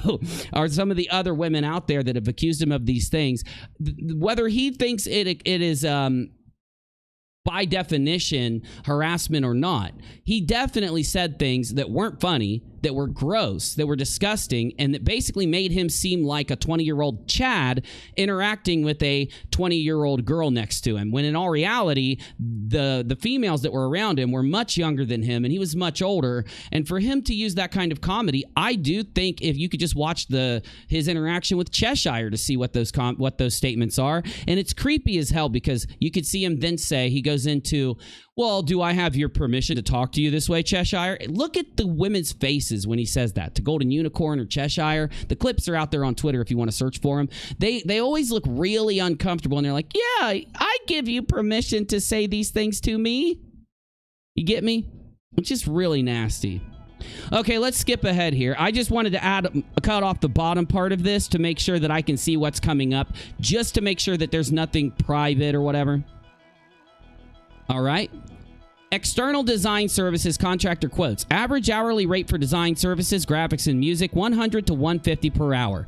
Average time per show on design and production services, 2 hours, $200 to $300 per show. Indicatively, just the custom thumbnail market rate is $60 to $80 per thumbnail.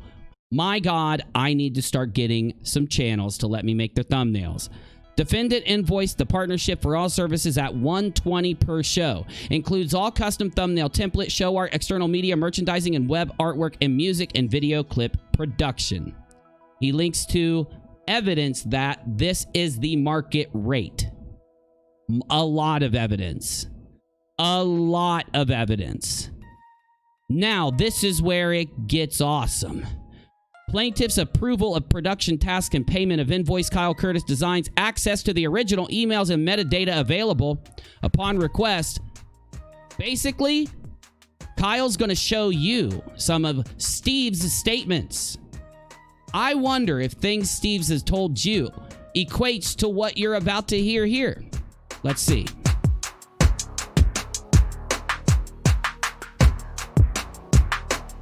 But before we get going, I've got two different people that are close to Steve letting me know that he's sitting there watching me right now and having a boomy fit while they giggle at him. Of course, they don't let him know that he's doing this, or that he's been watching at least. It's been a few minutes since I've seen the message come through. But anyway, I just want to say to Steve, hey, man, what's up, big guy? How you doing? How you doing, big guy? Hold on, I'm loading a video for you. You got to give me a minute to load So I don't have this video loaded, but now that I've got confirmation from one of his peeps that he is watching right now. How are you, big guy? Let's play a song for you. How you doing, big guy?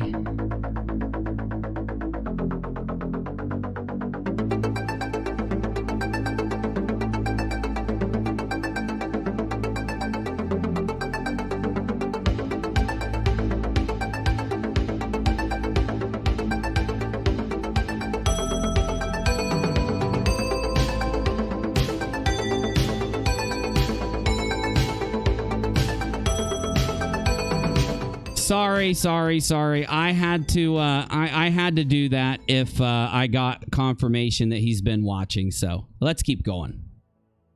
Okay. And thank you, my friends. See, what Steve doesn't understand is a lot of the people that he still hangs around, they don't really like him as much as they pretend like they do.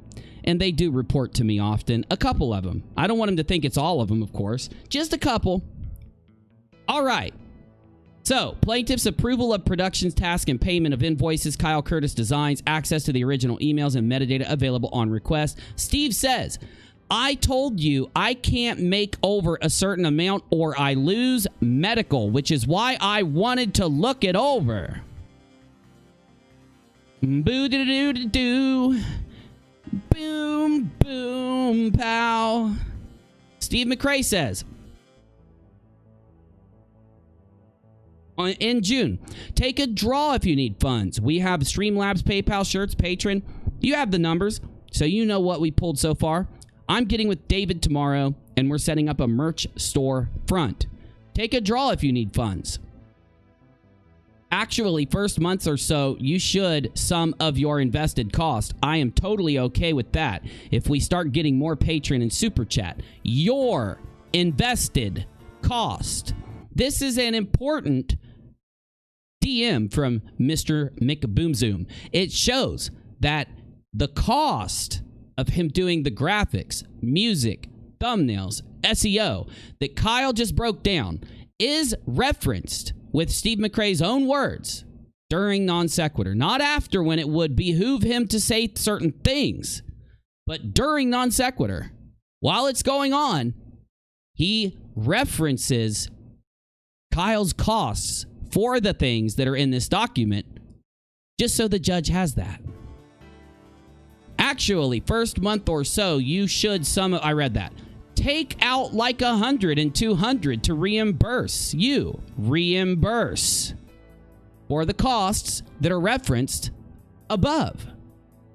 Boomer can't argue this now. Reimburse. I am sure we will make a few hundred easy when the super chat arrives. Steve McRae, to me, that is good. A good thumbnail for the Traders Coin Show. Yeah. Did you see the thumb for tomorrow? I did, yes. Very good. I will contact Jim Pand in the morning and make sure he's still GTG. Very good thumb. That's my favorite thumb. It's really good. The most beautiful thumb I've ever made. Lo, I love it. You change it yet? Yup. I love that thumbnail so much. It is A+++. Like that? That's a hell of a layout, I say so. Yeah, that is rockin'. Management accounts 2017 to 2020. Plaintiff requires access to the financial documents for the channel, including all documentation of amounts collected in order to be able to determine the amount he's owed. Plaintiff is entitled to access the financial documents associated with non sequitur financial condition and to 50% of non sequitur's proceeds prior to being removed from the channel on June 11th, 2019. For full disclosure, the management accounts also include the period from June 11th to the end of January 2020, the period after the end of partnership. Number of shows, 0, 342, 206, 548. Total revenue, operating expenses, which ends at $20,000 to be incurred as a negative loss by both clients. At this moment, Kyle Curtis has already incurred the loss, and now Steve owes him half of this amount per him taking him to court. Non sequitur show and profit loss. It goes into more detail. All of the receipts and evidence are here. This is for Steve and Kyle to release later. If you want to see it, go look it up. Copyright Kyle Curtis Design. It is therefore adjudged, ordered, and decreed that defendant shall return administrative control and primary ownership rights of Non Sequitur podcast, YouTube, and other accounts associated with the party's business endeavor to the plaintiff.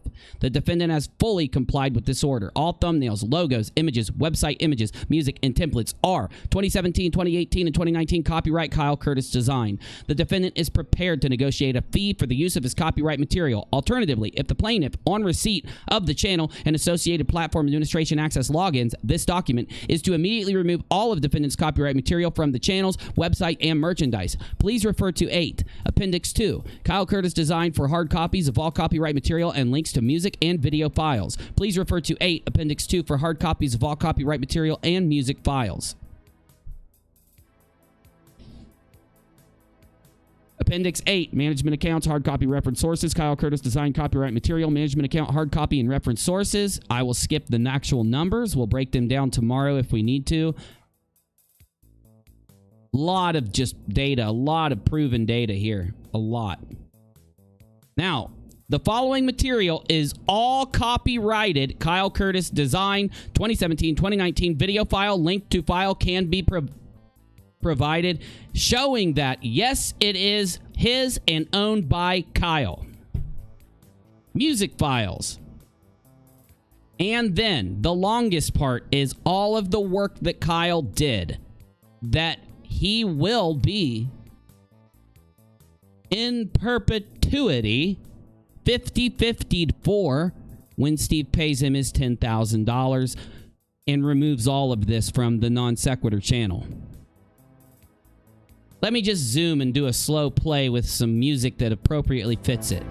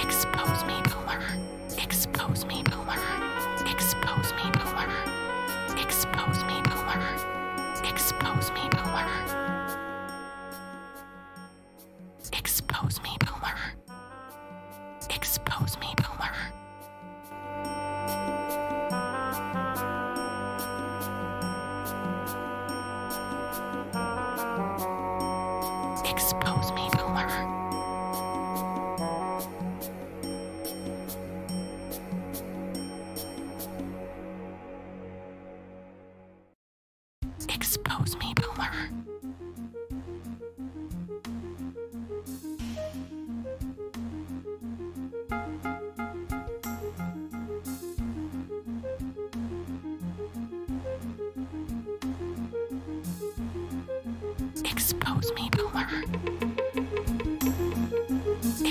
me, boomer.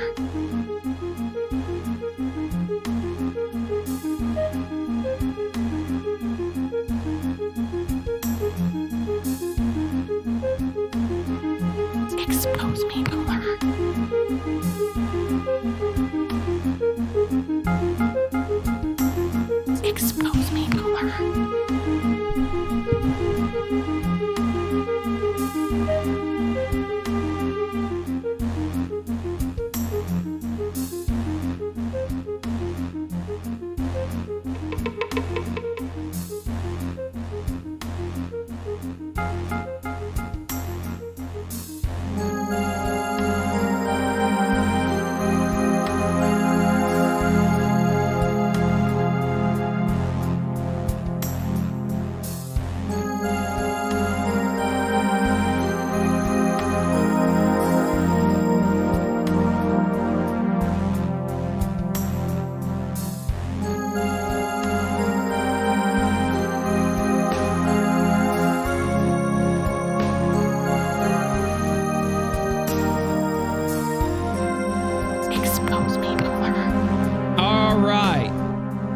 Sorry, I had to go take a tinkle.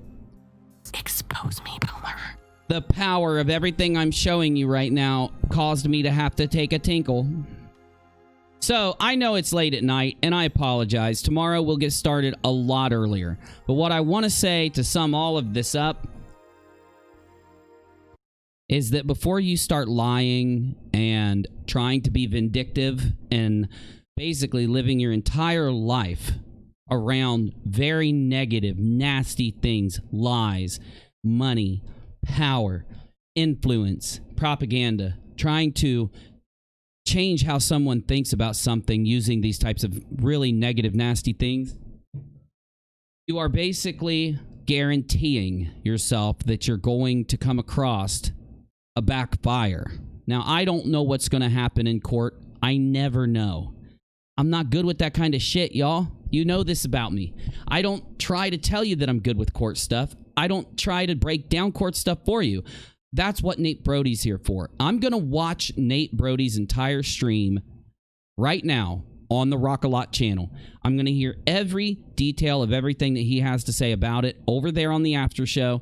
Then tomorrow, we're going to cover this again. We're going to see what Steve McRae's response is. During the day, he's going to talk to his lawyer. He's going to get some advice, I assume, and he'll take to social media doing what he does. I have tried to warn the YouTube community, and a community that I really did only stay in for as long as I did because I liked it. I liked the other creators there. I know other creators that have way more subscribers than people like Team Skeptic, that have way more views than people like Bread's Brederick or even McRae. If I was out for views, if I hung out in the flat earth realm for views, then I'm an idiot. If I hung out there for money, I'm an idiot. I made way more money doing normal YouTube commentary, provably made more views, more ad revenue, more donations, doing the other stuff I've done on this platform. The flat earth stuff was the least viral, the least monetary type of thing I did. From all the different types of stuff I've covered while on YouTube, I'm real with you guys, at least as much as I can be, right? When I make mistakes, I try to tell you. I try to correct things, whether it looks like whatever. I don't care. A lot of people came to me when I first started to see all these things about Steve, and they said, Uni, you don't want to go live talking about this stuff. You don't want to go live doing this because people are going to think you're just doing it for this reason or that reason, or you're just interviewing Kyle for this or that. You know what I said to all of them? I said, I don't give a shit what people think when it comes to that. I'm going to, give my audience what I think now that I've changed my mind, and I'm not going to care who gets mad and unsubs and screams and cries. And if other creators are going to do the right thing, they're going to come talk to me. They're going to see what evidence I have. They're going to see my side of the story and then compare it to his. And the reason why I very quickly told you I was leaving that community that I was in for a long time was because not a single one of them, other than, let's say, Blue Marble and a few others, came to me early on and asked me my side and was cool with me through the whole thing. Then as things unfolded and people saw that I wasn't backing down and that I was going to put out my videos and I was showing hard evidence when I did it, more and more of the creators came to me. But the ones that I hung out with the most, they all were the ones really close to McRae, ironically. And they didn't come to me and ask my side. They didn't come to me and ask for evidence.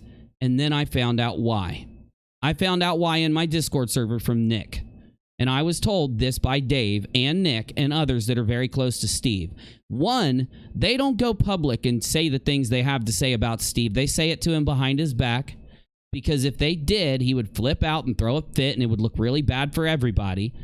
And that they know that Steve behaves this way, and they call it, well, that's just Steve being Steve. Some of you probably know what I'm saying too right now, because you've heard them say these kind of things in Hangouts before. Those Hangouts that get unlisted or privated, and some of them that stay up deep inside of a long conversation, right? That's just Steve being Steve. And there's always this running joke late in their drunken Hangouts where they start talking like this. It's because behind the scenes, you can't criticize Steve McRae unless you go to him one-on-one. And when you do, he's going to interrupt you. He's going to make excuses. He's going to steer the conversation. He's not going to answer your questions. And I don't play that game. I don't play it. The minute that I started doing the Katie thing, I started realizing that Steve McRae may be completely different than what he was putting out to me. And I knew it was possible because I never gave Steve a huge amount of my time. I was always busy. I was always rushing. I always had shows to do. You guys know this. You sat and watched them.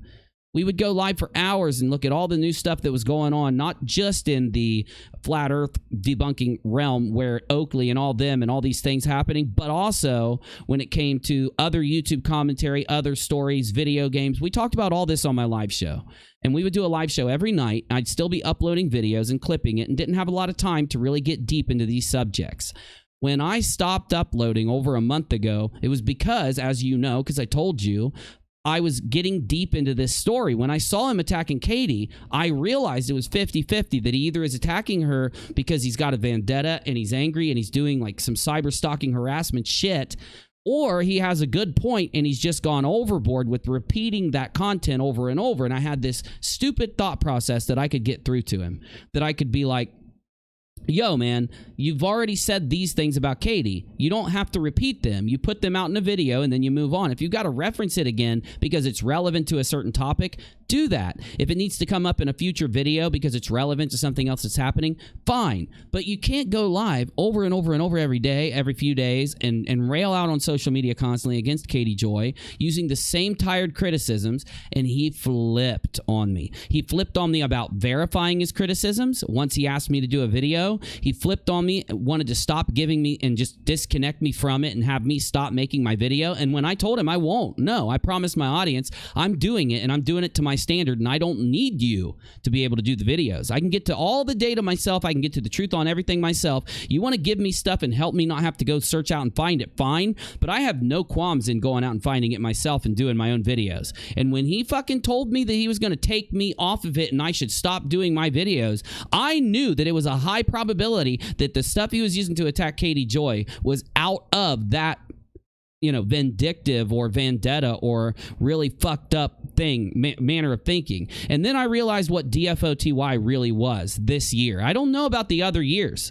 I can't speak to the other years of DFOTY, but McRae put pressure on Reds as his friend, and because Reds does everything that Steve says, Brad's Brederick YouTube channel, just tear rockets and Steve McRae's always right. YouTube.com/Brad's Rhetoric.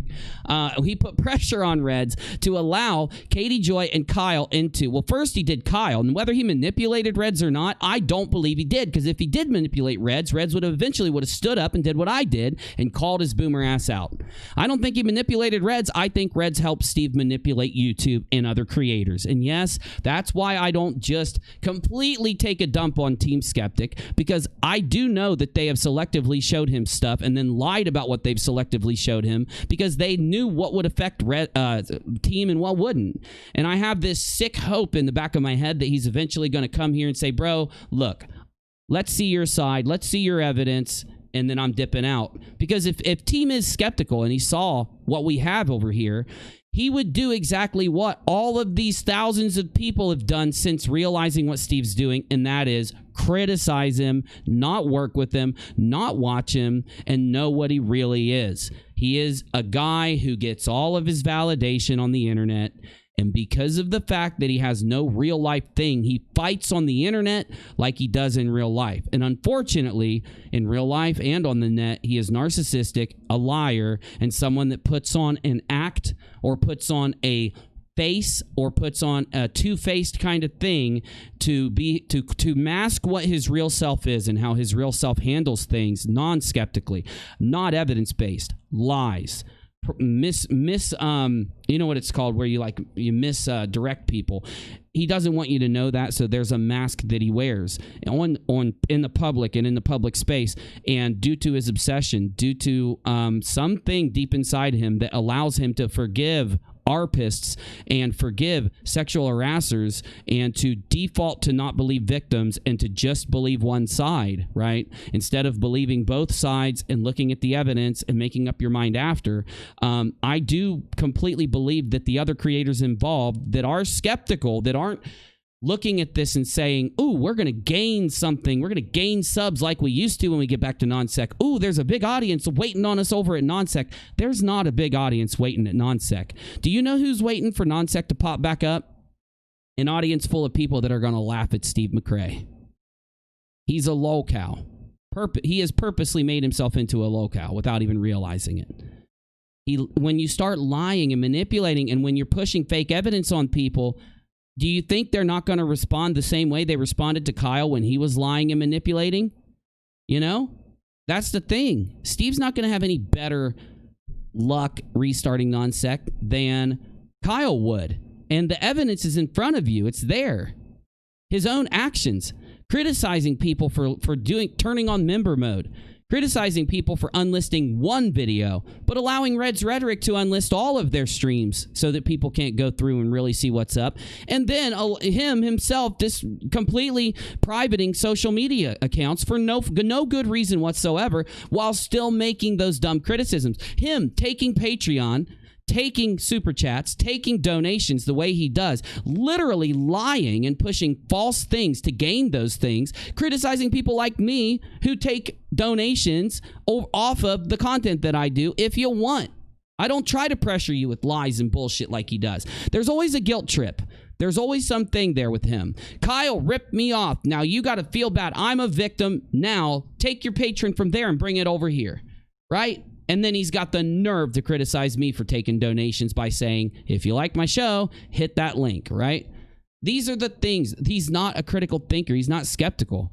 He only puts the mask out that he is. And that's why creators like me, the other creators out there that have stood against him, are willing to go to our channels and call him out. And this is also why the creators that aren't willing to call him out, that ironically will call me out on their shows, but not him, right? Not even apply the same standard or the same criticism they applied to me, to him, or to the people sitting next to them. That's why they're not going to make it that far. They're really not.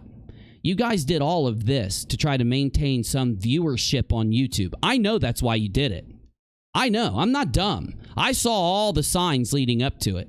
You did all of this because you thought you could maintain a viewership by maintaining this little group, right?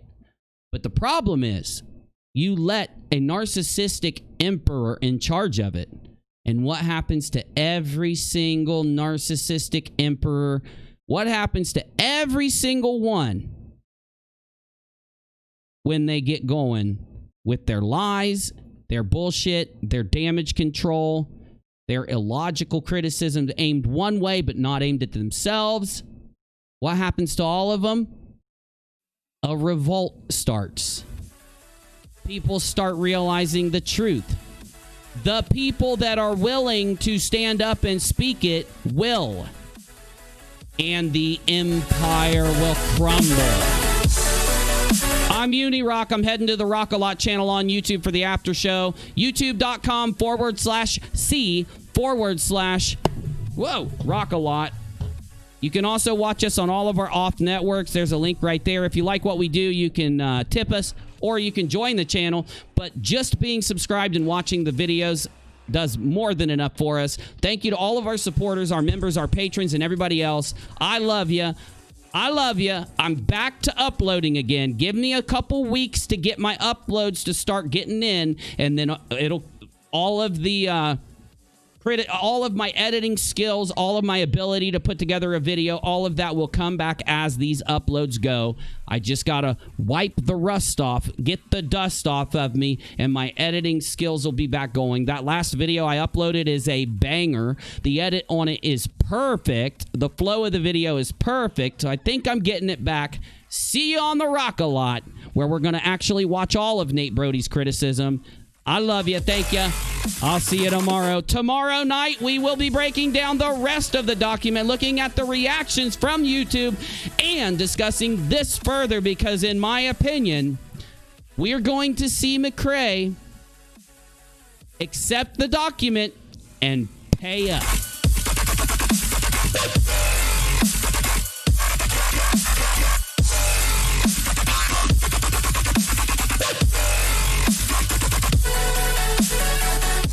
I don't know. Hashtag pay up boomer. Hashtag pay Kyle. What was the hashtag Steve used back then? He used hashtag pay Steve. How about hashtag pay Kyle? How about hashtag boomer pay Kyle? Hashtag boomer pay Kyle. I like it. Hashtag boomer pay Kyle. It's nice. It's nice. I like it. I like it. Shut up, Izzy.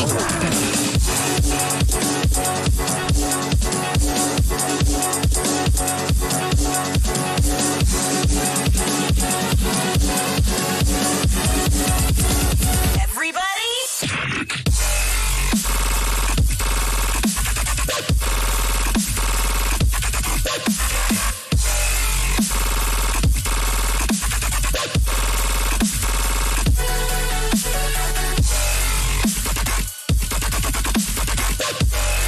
Moab.